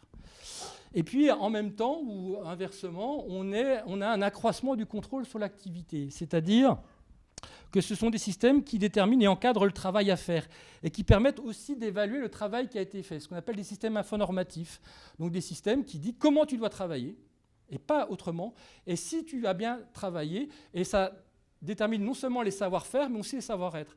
Je vais prendre un exemple qu'on connaît tous maintenant et qui est assez répandu, c'est ce qu'on appelle les centres d'appel, voilà, ou le voice speaking, j'y reviendrai après, mais les centres d'appel où vous avez un script qui se déroule pour dire à la personne ce qu'elle doit dire au client pour le prendre en charge, ça on le sait, mais y compris, donc ça c'est le savoir-faire, donc il ne peut pas déroger. Si dévie, vous avez une petite voix qui l'écoute ou un temps qui est trop long pour dire mais tu n'as pas suivi le script, donc tu dois revenir dans ce qui est déterminé et cadré pour toi, sinon attention.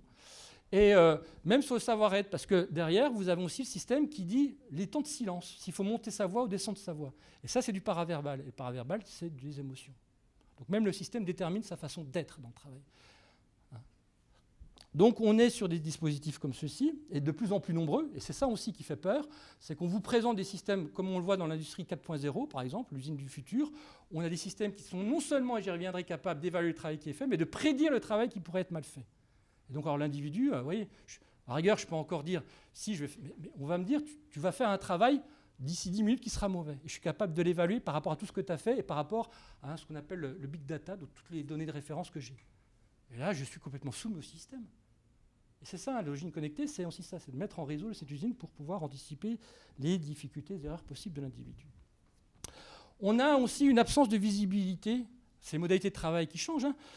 Le travail, il devient de moins en moins tangible, il se dématérialise, il devient digital quelque part.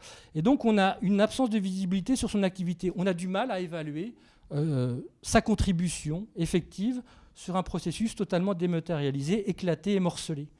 On va intervenir à un moment ou à une séquence particulière d'un processus de travail sans pouvoir de juger de ce qu'on apporte réellement, de sa plus-value dans l'activité. On est dans ce qu'on appelle du néo-taylorisme, hein, si vous parlez du workflow par exemple. Moi je vois le workflow, quand vous développez du workflow, des ERP, les gens souffrent énormément parce qu'ils interviennent à une séquence, ils ont une visibilité un petit peu, comment je dirais, fragmentée de leur contribution, mais qu'est-ce qu'ils produisent, à quoi ils servent, ils ne savent pas. Ils ne savent pas ce qu'ils font. Dans ce contexte, le salarié a donc non seulement du mal à évaluer qui il sert, mais aussi à quoi il sert et à quoi sert son travail en définitive. Et on sait que le sentiment d'utilité, c'est un élément crucial du sentiment de reconnaissance et aussi de l'identité au travail, qui est l'armature psychologique au travail. Et je me souviens, moi, parce que avant, je travaillais à la Caisse des dépôts et consignations, dans un service de recherche et développement, où on mettait en place ces technologies aussi auprès des salariés. Et on mettait en place un système de workflow. Donc, vraiment, c'est du néo-taylorisme, hein, c'est-à-dire qu'on fragmente la tâche et on va la découper sous le joug du système qui va effectivement déterminer le travail à faire. Donc, avant, vous aviez la secrétaire qui gérait des dossiers et qui devait effectivement traiter un par un des dossiers assez énormes. Et malgré la densité de son travail, elle avait quand même une reconnaissance par ses collègues et sa hiérarchie. Hein, c'est de la pénibilité, mais la pénibilité, c'est non seulement ce qui réclame de la peine, mais c'est aussi ce qui vaut la peine d'être fait, dès lors que j'ai cette reconnaissance. Et chaque fois qu'on passait ou que les gens passaient à côté d'elle, oh ma pauvre, t'as un boulot, mais wow, énorme, mais grâce à toi, le travail avance, et grâce à toi, le service fonctionne. Merci beaucoup. On sait que tu donnes beaucoup au service. Et donc, j'acceptais cette charge de travail jusqu'à un certain point, mais parce que j'avais cette reconnaissance et cette valorisation. Ça avait un but, ça avait un intérêt, ça avait ce que Claude appelle de la bonne fatigue. Voilà, jusqu'à un certain point. Mais bon, en tout cas, voilà. On passe par du workflow. Tout est dématérialisé. Ça passe par le système. Et le système me dit maintenant, attention, je te contrôle, tu dois faire ça ou je fais ça. À moi, les tâches les plus nobles et valorisantes, hein, et toi, tu fais que de la saisie ou de la validation ou des trucs et tu fais rien d'autre. Et du coup, les gens passaient, plus de dossiers sur le bureau, ils disaient ça va, tu n'as plus rien à faire, c'est cool pour toi. Tu es au repos là. Alors que c'était beaucoup plus compliqué qu'auparavant. Et donc, effectivement, elle le vivait très mal, cette pauvre dame. Et donc, on est à la fois sur une absence de visibilité, mais aussi sur une plus grande visibilité dans son travail avec des systèmes panoptiques. Et c'est ces fameux systèmes dont je parlais tout à l'heure, hein, des systèmes qui sont capables d'évaluer le travail. Alors c'est du reporting, mais ça peut être aussi des outils qui sont géolocalisables. Bon, chez les routiers, par exemple, on a fait une recherche sur les routiers avec des systèmes qui les géolocalisent et qui ne peuvent pas déterminer leur parcours. Il dit maintenant, on va déterminer un parcours que tu dois suivre pour l'économie d'essence et parce que tu dois aller chercher quelque chose. Et pas changer pour peut-être un peu trouver finalement un intérêt ou découvrir d'autres campagnes plus intéressantes. Non, tu es suivi. Donc on est sur des systèmes qui génèrent un contrôle permanent du travail, ou en tout cas qui génèrent ce sentiment de contrôle permanent sur le travail. Mais ça, le système panoptique, c'est que ça crée une sensation de contrôle continu sur le travail, même si le contrôle, lui, il est discontinu.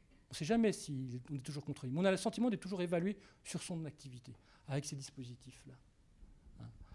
Et donc, du coup, effectivement, l'individu est beaucoup plus soumis à une pression d'évaluation et aussi de reporting constant. Autre aspect, c'est l'idée d'augmentation des équipes et des collaborations virtuelles, c'est-à-dire qu'on crée des dispositifs pour susciter des équipes de travail. Et aussi agir sur ce qu'on appelle, nous, les collectifs de travail. Mais ce n'est pas des collectifs de travail qu'on crée, c'est des collections d'individus. C'est-à-dire on force les gens à travailler ensemble alors qu'ils ne partagent rien. Ils n'ont rien créé, mais on va les réunir sur des environnements collaboratifs, des groupware, des workflows, des environnements de travail communs, pour les forcer quelque part à travailler ensemble. Mais si on augmente les collaborations virtuelles, on suscite également beaucoup plus d'isolement et de solitude. Si les gens travaillent plus, ils travaillent plus seuls devant l'ordinateur ensemble.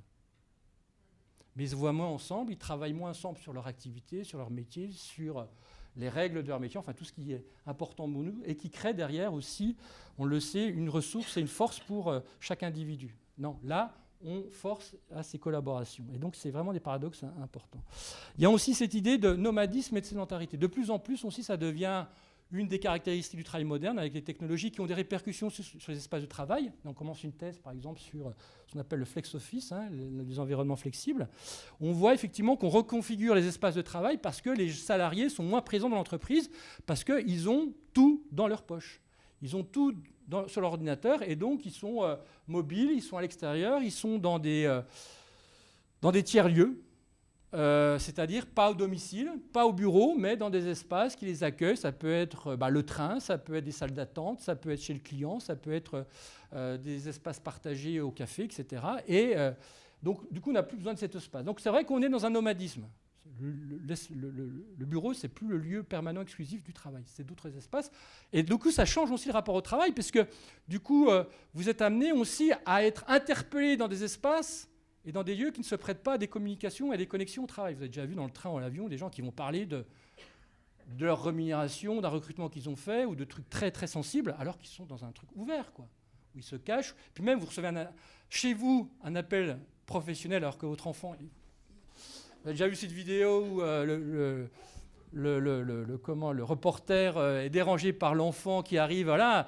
Et donc, on voit que ça déstabilise. Donc, il faut trouver aussi une concentration, un rôle, etc., dans un environnement qui ne s'y prête pas, quoi. Donc, c'est aussi exigeant d'un point de vue psychosocial. Et puis aussi, il ne faut pas oublier également qu'on est, c'est un paradoxe, de plus en plus sur une sédentarité professionnelle. Tout le monde ne va pas travailler en nomade. Je pense qu'il y a une partie d'entre vous qui restez peut-être 7 à 8 heures devant votre ordinateur et vous ne bougez pas. Vous faites tout devant votre ordinateur, alors qu'avant, il y avait des temps de pause, d'échange. On allait chercher sa photocopie, on allait chercher les dossiers, on allait chercher un rapport auprès d'une personne. Maintenant, tout est accessible via l'ordinateur, et y compris les pauses sociales. Les pauses sociales, on ne va plus aller parler, on va être devant Facebook, devant les réseaux sociaux. On va réserver son petit voyage, on va prendre, moi, comme je vois dans des entreprises avec lesquelles on travaille, ils sont 40, entre midi et 2, hop, on ouvre son sandwich, on bascule en mode jeu, et on joue devant l'ordinateur. De 8h du matin à 8h du soir. Ça, c'est sa pause. Hop, ça pause, et on revient. Donc, et la sédentarité professionnelle, elle a aussi un effet sur la santé au travail, puisque la sédentarité professionnelle, elle est responsable d'une mortalité supérieure à la consommation de cigarettes. On avait un projet européen, nous, et ça va très loin, je vous dis, à chaque fois, il y a un problème, la solution technologique. On vient nous chercher, on dit voilà, et c'est vrai qu'on est beaucoup sollicité parce qu'il y a cette idée voilà, qu'on peut apporter une solution sur les problématiques humaines et sociales. Et voilà, on a créé justement pour lutter, c'est là où j'ai découvert, il y a plein d'études épidémiologiques qui le montrent, sur les dysfonctionnements organiques, physiologiques, les cancers du côlon, enfin tout ça, ça fait peur. Prise de poids et tout ça. Et dit voilà, en fait, on va créer un dispositif, ce qu'on appelle le nudge. Le nudge, c'est essayer d'influencer les gens par l'informatique. Ce que je disais tout à l'heure, la soumission à l'autorité technique, ou la soumission librement consentie. C'est-à-dire que vous avez l'impression de faire librement, alors que le système vous a un petit peu poussé pour le faire, quoi. La technologie vous a un petit peu poussé, sans que vous en rendiez compte, quoi. C'est très subtil. Et là, l'idée était la suivante, c'est qu'on mettait plein d'objets connectés sur le bureau, y compris sur l'ordinateur, et ça enregistrait les comportements, les mouvements des personnes, si elles étaient assises ou pas, si elles étaient trop penchées. Du coup, vous aviez l'écran qui se levait, qui dit « remets-toi droit ». Voilà. Et puis au bout d'1h30, ce qui était là, hop, t'as pas bougé, on arrête tout et tu vas faire un tour et tu reviens. On regarde ça, puis moi, la première chose que je me dis, plus grande visibilité et transparence sur tous les aspects, toute la vie de la personne. C'est-à-dire que moi, je suis chef d'entreprise. Je ne vais pas vous donner des idées là, pour votre entreprise et vos salariés, là. Mais quelqu'un qui est 8 heures par jour, et je sais qu'il va développer des maladies, c'est-à-dire dans 10 ans, c'est quelqu'un qui sera plus productif, qui sera en arrêt maladie, qui va devenir improductif. Il faut que je le vire vite, quoi, cette personne. Il faut que je m'en débarrasse vite, parce que j'ai les moyens de prévoir ce qu'il va devenir. Ou de contrôler s'il est au travail ou pas, et d'évaluer. Donc, première chose que vous dites, c'est surtout pas y aller, quoi. Mais vous dites, de toute façon, ça se fera avec ou sans moi. Donc, qu'est-ce que je fais ? Soit j'y vais et j'essaie de modifier le projet pour que ça apporte quelque chose, effectivement, d'utile et d'intéressant pour la santé des gens au travail, que c'est une ressource dans l'activité, ou alors, effectivement, je me désengage et puis ça se fera pas. Donc, c'est toujours ce dilemme qu'on a. On voit toutes les dérives, mais il faut intervenir pour pouvoir le repositionner et limiter aussi les effets pervers de ces environnements-là. On est aussi dans un éloignement, on en parlait tout à l'heure, distanciation par rapport à l'objet du travail. C'est vrai que de plus en plus, on est moins dans ce rapport direct avec l'objet de son travail, mais plus on passe par des dispositifs techniques qui agissent entre nous, qui nous donnent une image. On l'a vu tout à l'heure sur des chirurgiens qui vont passer par un médiateur technique qui vont lui permettre d'agir de manière peut-être plus précise, mais en changeant son geste. Et je vous le disais, on le voit aussi chez des agriculteurs qui n'ont plus le rapport aux vaches, soit parce qu'effectivement ils ont d'autres données, alors c'est d'autres représentations, d'autres compétences qui construisent, d'autres savoir-faire, parce que c'est plus l'œil vitreux, c'est plus la démarche incertaine de la vache que je vais évaluer, c'est les données qui me sont transmises par les objets connectés, où je sais combien de fois elle s'est déplacée dans le pré, combien de fois elle est allée dans la mangeoire, l'abreuvoir, et c'est d'autres informations symboliques, numériques, c'est plus le savoir-faire comportementale, mais c'est une traduction de données symboliques, de courbes, de valeurs que je dois interpréter pour savoir quel est l'état de mon cheptel. Donc il y a ça. Et puis ce rapport à la vache. Donc je perds un peu la connaissance intime de mon travail, comme les usineurs sur pièces qui, lorsqu'ils sont passés à la machine à outils, je dis, on n'invente rien, ont perdu le contact direct du copeau, qui, l'odeur, la couleur, les renseignait. Et donc là, c'était d'autres indices, mais il faut réapprendre, c'est un autre métier. Est-ce qu'on y perd, est-ce qu'on y gagne, on est plus précis. On n'invente pas grand-chose. Hein. Et inversement, c'est-à-dire que même l'objet perd aussi notre connaissance de celui qui le manipule. Le patient, par exemple, est-ce qu'il sera, quand il va être touché par un chirurgien et plus par un robot, est-ce qu'il ne va pas réagir comme ça? La vache, en tout cas, c'est ce qui se passe, parce qu'elle est traite par une treilleuse robot, elle est habituée à la présence du robot, et quand l'humain arrive, elle se barre, la vache, parce qu'elle a peur de l'humain. Elle a perdu la connaissance de l'humain. Donc vous voyez, c'est toutes ces évolutions qui se répercutent aussi sur les comportements professionnels, les situations professionnelles qu'on essaye d'anticiper. Et pour terminer, donc je dis, on a à la fois cet éloignement de l'objet du travail, encore une fois, intangible, on parle de réalité immersive, on est dans un environnement sur lequel on va agir à distance, on va manipuler avec des gants haptiques, etc. On va apprendre aussi la formation. Je vois au CNAM, ils sont dans un délire, je peux le dire, au CNAM Paris, pas ici, sur apprendre l'anglais, on met des casques virtuels, puis on se baladera, et puis on va apprendre l'anglais avec des gens virtuels qu'on va voir, quoi. Y compris les réunions où on aura effectivement, là, je n'aurai même plus à me déplacer, je vous aurai là, et puis on pourra communiquer avec des avatars, quoi. Oui, mais c'est autre chose, quoi. C'est pas la même chose, y compris dans l'information. Bon.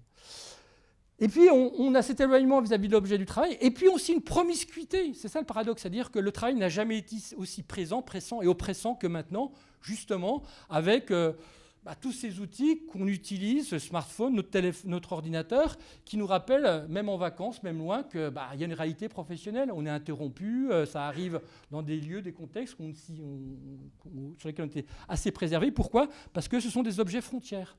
C'est-à-dire qu'avant, vous aviez un ordinateur qui était à la maison et un ordinateur fixe, dur, qui était au bureau. Vous ne pouvez pas le ramener. Pareil, il y avait un téléphone filière. Et c'était deux mondes différents. Là, vous avez sur un même écran, sur un même téléphone, sur un même logiciel, toutes vos informations, toute votre vie professionnelle. Et donc, du coup, ça crée effectivement ces transitions, ces frontières, quoi. En plus, bien sûr, des exigences organisationnelles, etc. Mais voilà. Et donc, on a cette promiscuité avec ce travail.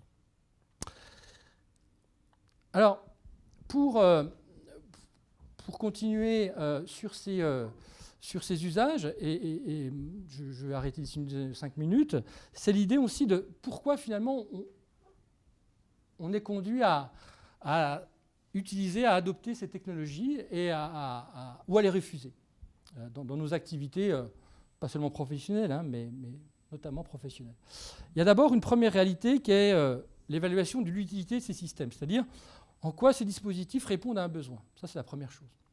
Il faut déjà que j'ai une attente ou un besoin dans mon activité, que le logiciel va venir satisfaire ce besoin ou cette attente. Je vous le disais, chez nous, 65% des cadres qu'on avait interrogés, par exemple, nous disaient « mais moi, je ne sais pas à quoi servent ces outils qu'on nous balance comme ça, qui arrivent un matin sur notre ordinateur, et on doit se débrouiller pour savoir à quoi ils servent. » Voilà.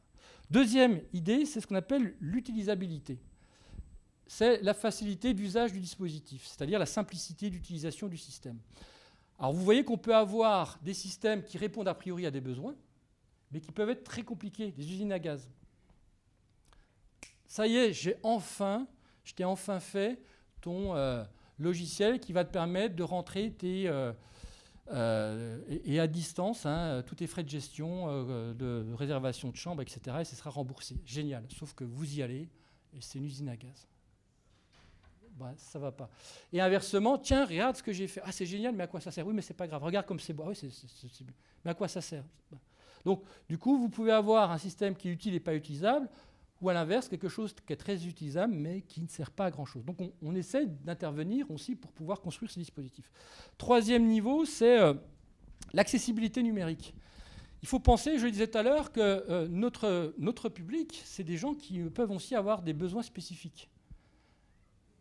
Et que ces systèmes, ça peut leur permettre de ce qu'on appelle faire de l'inclusion sociale, donc de pouvoir parvenir à réaliser des tâches, à des activités, redonner des capacités d'action à des personnes qui étaient empêchées, en raison de limites fonctionnelles, organiques, cognitives. Et donc on a des environnements.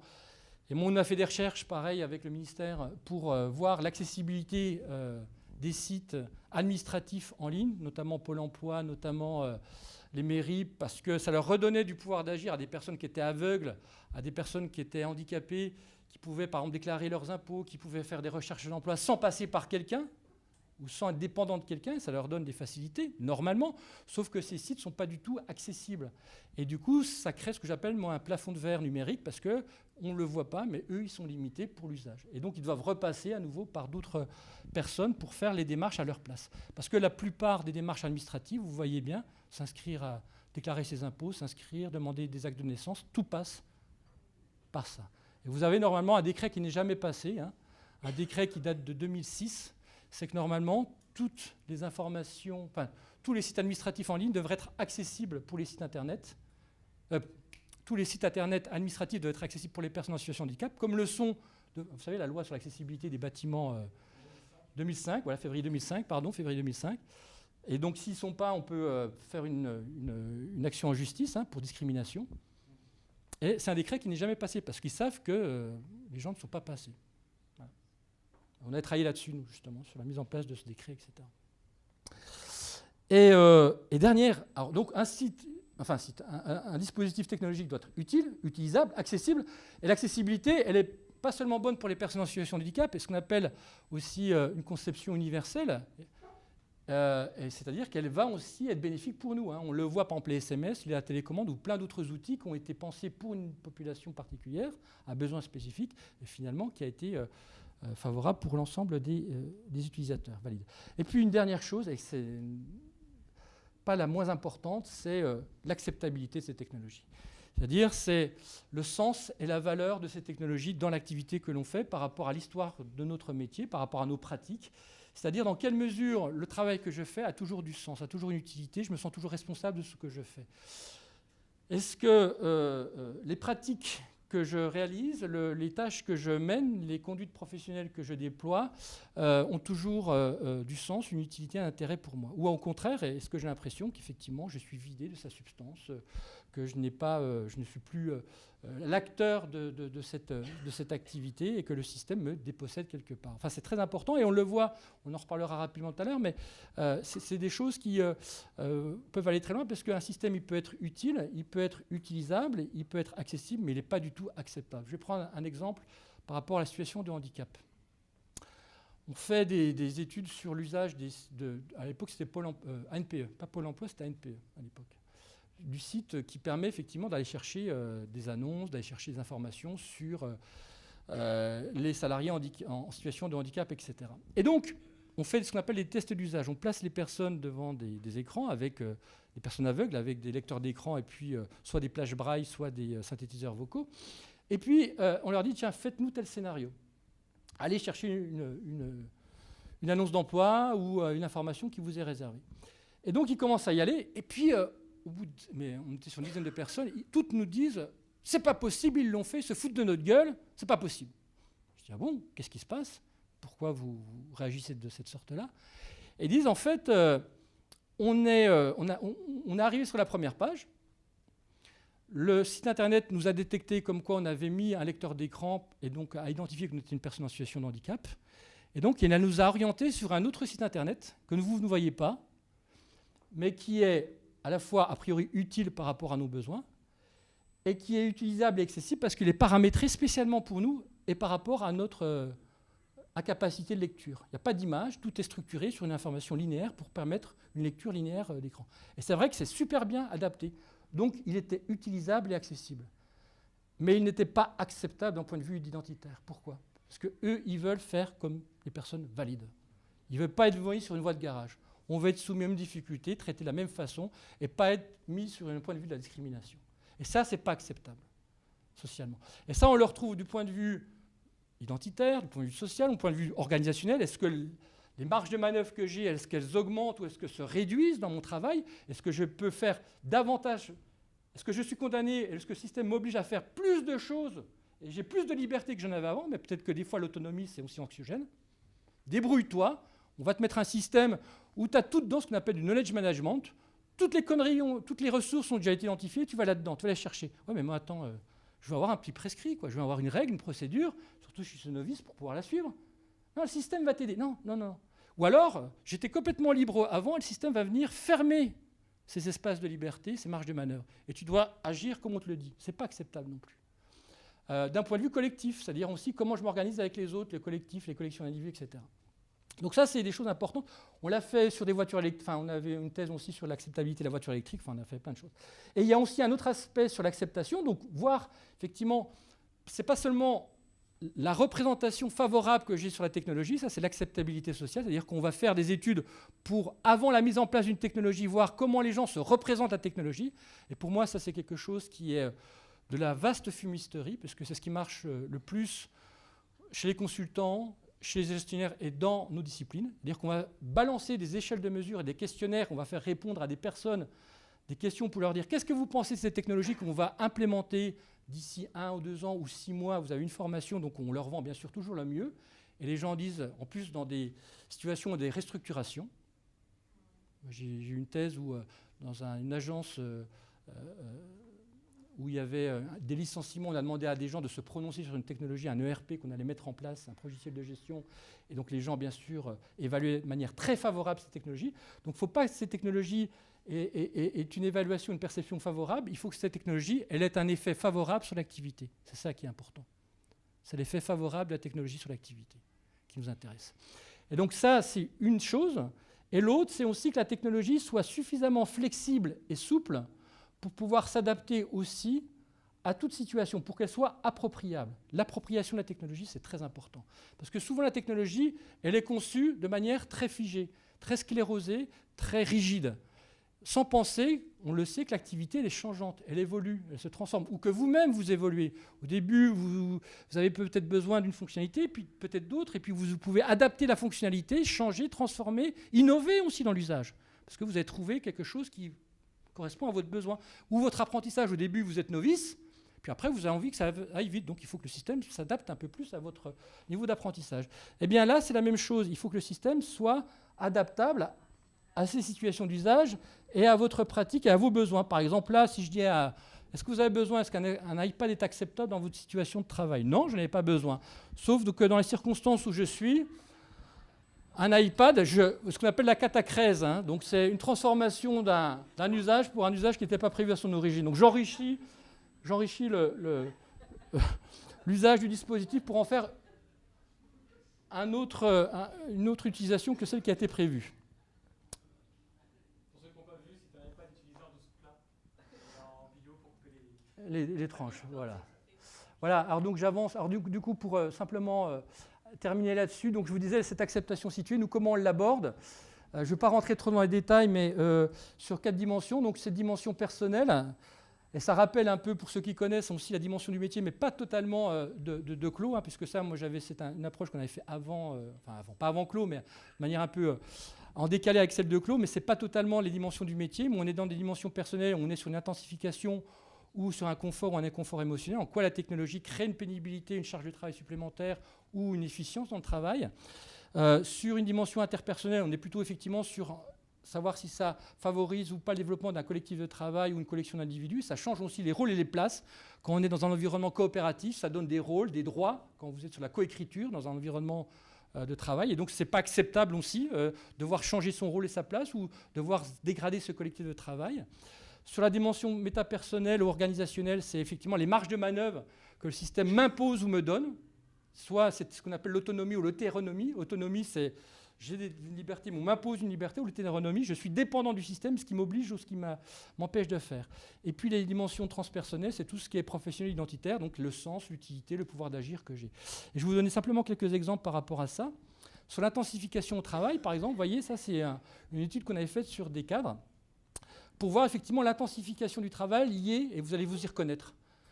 Vous reconnaître sur la manière dont effectivement ces technologies eh bien, sollicitent de manière importante et créent une surcharge de travail avec cette fragmentation d'activité. On a regardé sur 4 heures de travail, différents pôles de travail, donc c'est ceci, hein, elle a 8 grands domaines d'activité, et en fait son activité, elle est décomposée en 54 séquences d'activité. C'est-à-dire qu'elle elle commence une activité, elle l'arrête parce qu'il y a une interruption liée à une exigence technologique. Un email qui arrive, Facebook qui arrive, un réseau social, un appel vidéo, etc., etc. Et donc elle bascule sous un autre registre d'activité qui est sollicité par cette interpellation. Et vous avez ces 54 séquences d'activité, ces micro-activités, micro-tâches, c'est globalement un changement de toutes les 4 minutes 30 en moyenne, avec des pics à 1 minute 30, c'est-à-dire que pendant 1 minute 30, elle fait une tâche, paf, elle bascule à une autre. Paf. Et ça, encore une fois, c'est pas nouveau. Mitzberg, qui a travaillé sur le travail des cadres, il avait déjà montré. Sauf que lui, en 80, il disait le travail fragmenté chez les cadres, c'est normal. C'est à peu près 16 minutes de séquence. On n'est plus à 16 minutes. Hein. On est à 4 minutes, voire 1 minute 30. Et en plus, ça ne touche plus les cadres, parce que je pense que vous y reconnaissez. Et à la fin, qu'est-ce qui se passe? Quand vous êtes aussi sur des activités hyper fragmentées, eh bien, vous avez l'impression d'être sur des tâches suspendues, inachevées, contrariées. Donc, vous ne faites pas votre travail, vous ne terminez pas votre travail, et puis à la fin de votre journée, vous dites, mais qu'est-ce que j'ai fait de ma journée? Je suis sur un travail en largeur et pas en profondeur. Vous avez fait un petit peu de tout, mais rien jusqu'au bout, et vous n'avez rien fait de votre journée. Donc il y a une perte de sens aussi. Et simplement aussi un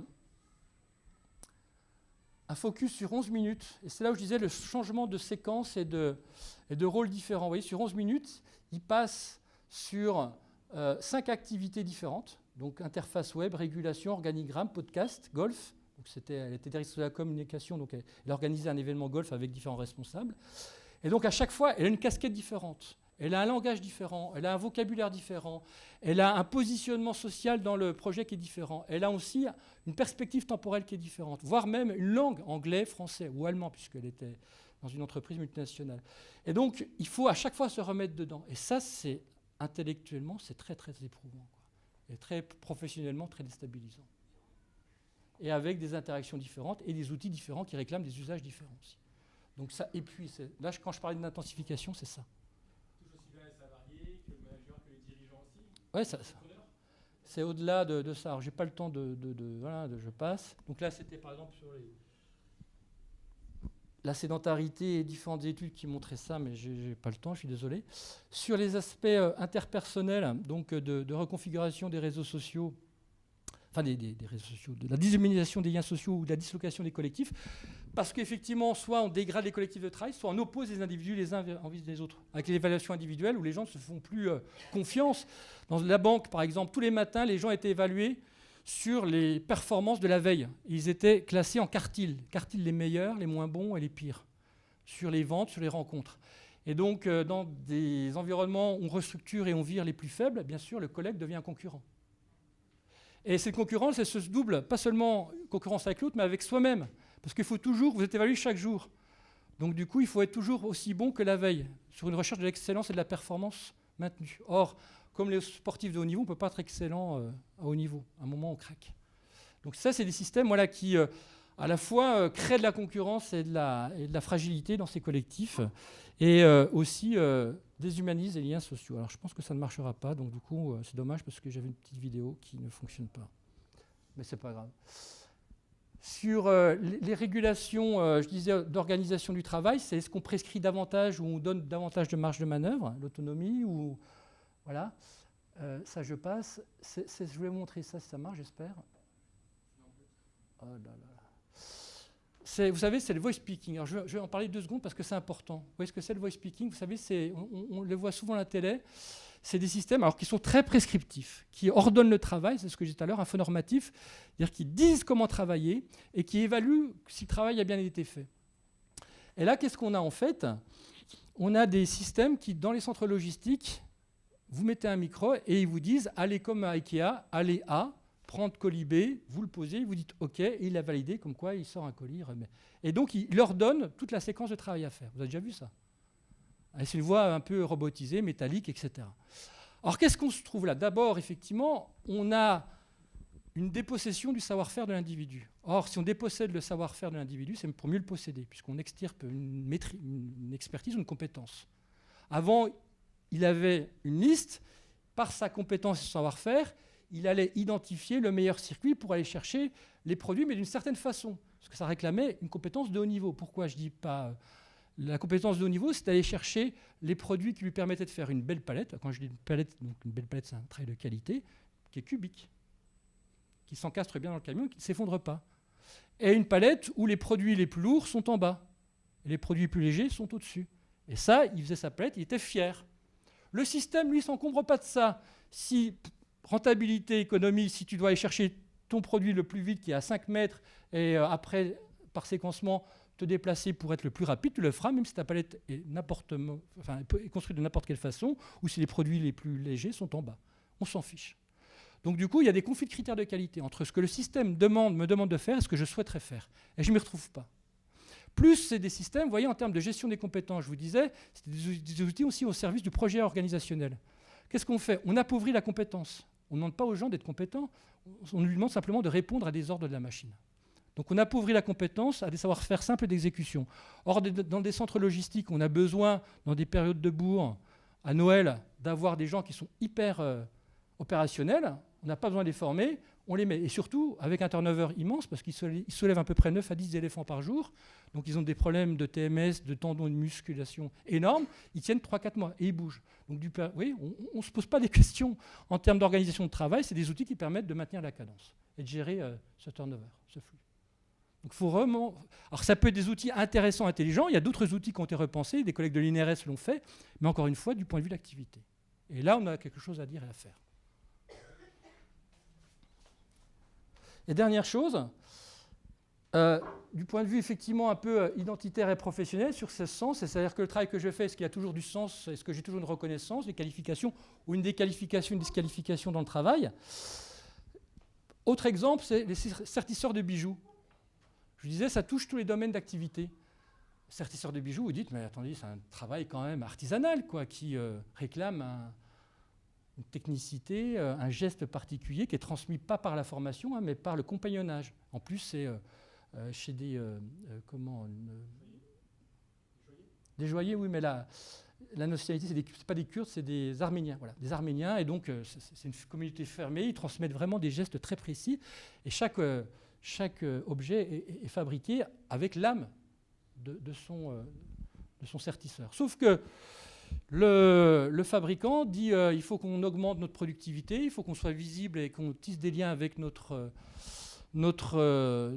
donneur d'ordre qui est Cartier, et qui nous demande de mettre un extranet en place. Un extranet, c'est finalement un intranet fermé et privé entre 2 entreprises. Et donc comme ça, il pourra avoir la production qu'on fait et nous suivre en temps réel. Et puis même plus intelligent, ce que je vais faire, parler de contrôle, je vais mettre un script de fabrication pour augmenter la production. C'est-à-dire qu'au lieu de permettre à l'individu de faire le bijou comme il le sent, comme il le voit, comme il le ressent, et de mettre en place ses propres gestes, son style, eh bien, moi, j'ai pensé qu'il y avait des gestes de fabrication qui étaient normalisés, standardisés. Il scanne, et il y a un script d'image qui se déclenche, comment prendre le bijou, comment le traiter, comment prendre la pince. Et pour être sûr que la personne le fabrique selon les règles, il y a un temps déterminé, un sablier qui s'écoule. Et s'il dépasse le temps, il faut qu'il se justifie. Et donc, je parlais de contrôle, c'est système panoptique. Et chaque fois, en plus qu'il prend une pause, il va fumer, faire pipi, boire un coup, il clique sur un bouton qui me donne il me le montrait, un organigramme qui dit il a pris tant de pauses pipi, tant de pauses caca, etc. Café, pardon. je vais arrêter. Et vous couperez, hein, parce que là, c'est pas... Pause café. Voilà. Et donc, il a cette déclinaison-là. Et bien évidemment, les gens étaient en souffrance parce qu'ils étaient dans l'impossibilité de faire leur geste à eux, de mettre en place leur pratique professionnelle, et ce qu'on appelle un geste empêché. Et heureusement, donc, il y a vraiment cette souffrance qui s'exprimait au travers de leurs propos et puis même de leur attitude, de leur conduite, hein, où ils étaient condamnés à faire ce geste standardisé, normalisé. Et par chance, quand Cartier a reçu la fabrication, ils ont vu quand même plein d'objets qui étaient construits et fabriqués de la même manière. Et il n'y avait pas justement ces aspérités, ces personnalisations, ces suppléments d'âme qui faisaient que c'était l'objet unique qu'on avait. Donc ils ont renvoyé, il a dit ok, on supprime ce script de fabrication, par contre on garde le contrôle de la performance et des poses établies. Voilà. Donc pour terminer, la santé au travail, donc c'est avant tout la santé du travail qui ne peut plus se faire ou qui se fait moins bien avec les technologies. Hein. Et c'est aussi se faire mal pour essayer de faire tant bien que mal son travail avec ces outils qui sont soit inadaptés, inappropriés ou insuffisants ou mal conçus. Donc on peut voir que le bien-être des salariés, si on fait un lien entre technologie et bien-être des salariés, il y a 3 piliers qui peuvent effectivement être fondateurs. C'est d'abord la qualité du travail, cette capacité à pouvoir bien faire, à se reconnaître. Ça, je veux dire, c'est bien documenté, on le sait, nous, dans nos domaines, mais je crois qu'il faut, c'est utile de le rappeler. Et la nature du travail réalisé, il peut être effectivement affecté, empêché par, on l'a vu, l'intensification, la multi-activité, le travail à flux tendu, les interruptions, etc., l'activité empêchée. 2, c'est les conditions de réalisation du travail, les moyens, les modalités, les supports. C'est cette qualité d'exercice, les conditions d'exercice de l'activité, les qualités de vie au travail dont je parlais tout à l'heure, avec le délitement des collectifs, les conflits de critères, les tensions entre les individus, le management à distance, je n'en ai pas parlé, mais de plus en plus aussi, les salariés disent, mais notre manager, c'est la vidéo que je voulais vous montrer, dans un open space où le manager ne venait plus se déplacer, mais communiquer à distance avec ses salariés dans un service RH. Et l'après-midi, on lui a dit, vous ne communiquez plus à distance. Vous allez faire des mails oraux. Donc les gens se déplaçaient. Sauf qu'il y avait plus de bruit. Donc vous voyez, il faut aussi... voilà. La prescription de la subjectivité et de la rationalité, c'est-à-dire que des systèmes qui aussi obligent à être plus créatifs, c'est ça aussi. On met en place une technologie, ce n'est pas gratuit. Si on met en place une technologie, il faut que vous soyez plus réactif. Ben, on vous donne un téléphone portable, tu dois être accessible chez toi. Un nouveau logiciel, tu dois être plus inventif. Tu dois être plus même proactif, anticiper les erreurs parce que tu as des outils qui te permettent d'avoir des connaissances que tu n'avais pas normalement. Donc c'est d'autres compétences qu'on exige aussi de la part des individus. C'est une prescription de la subjectivité.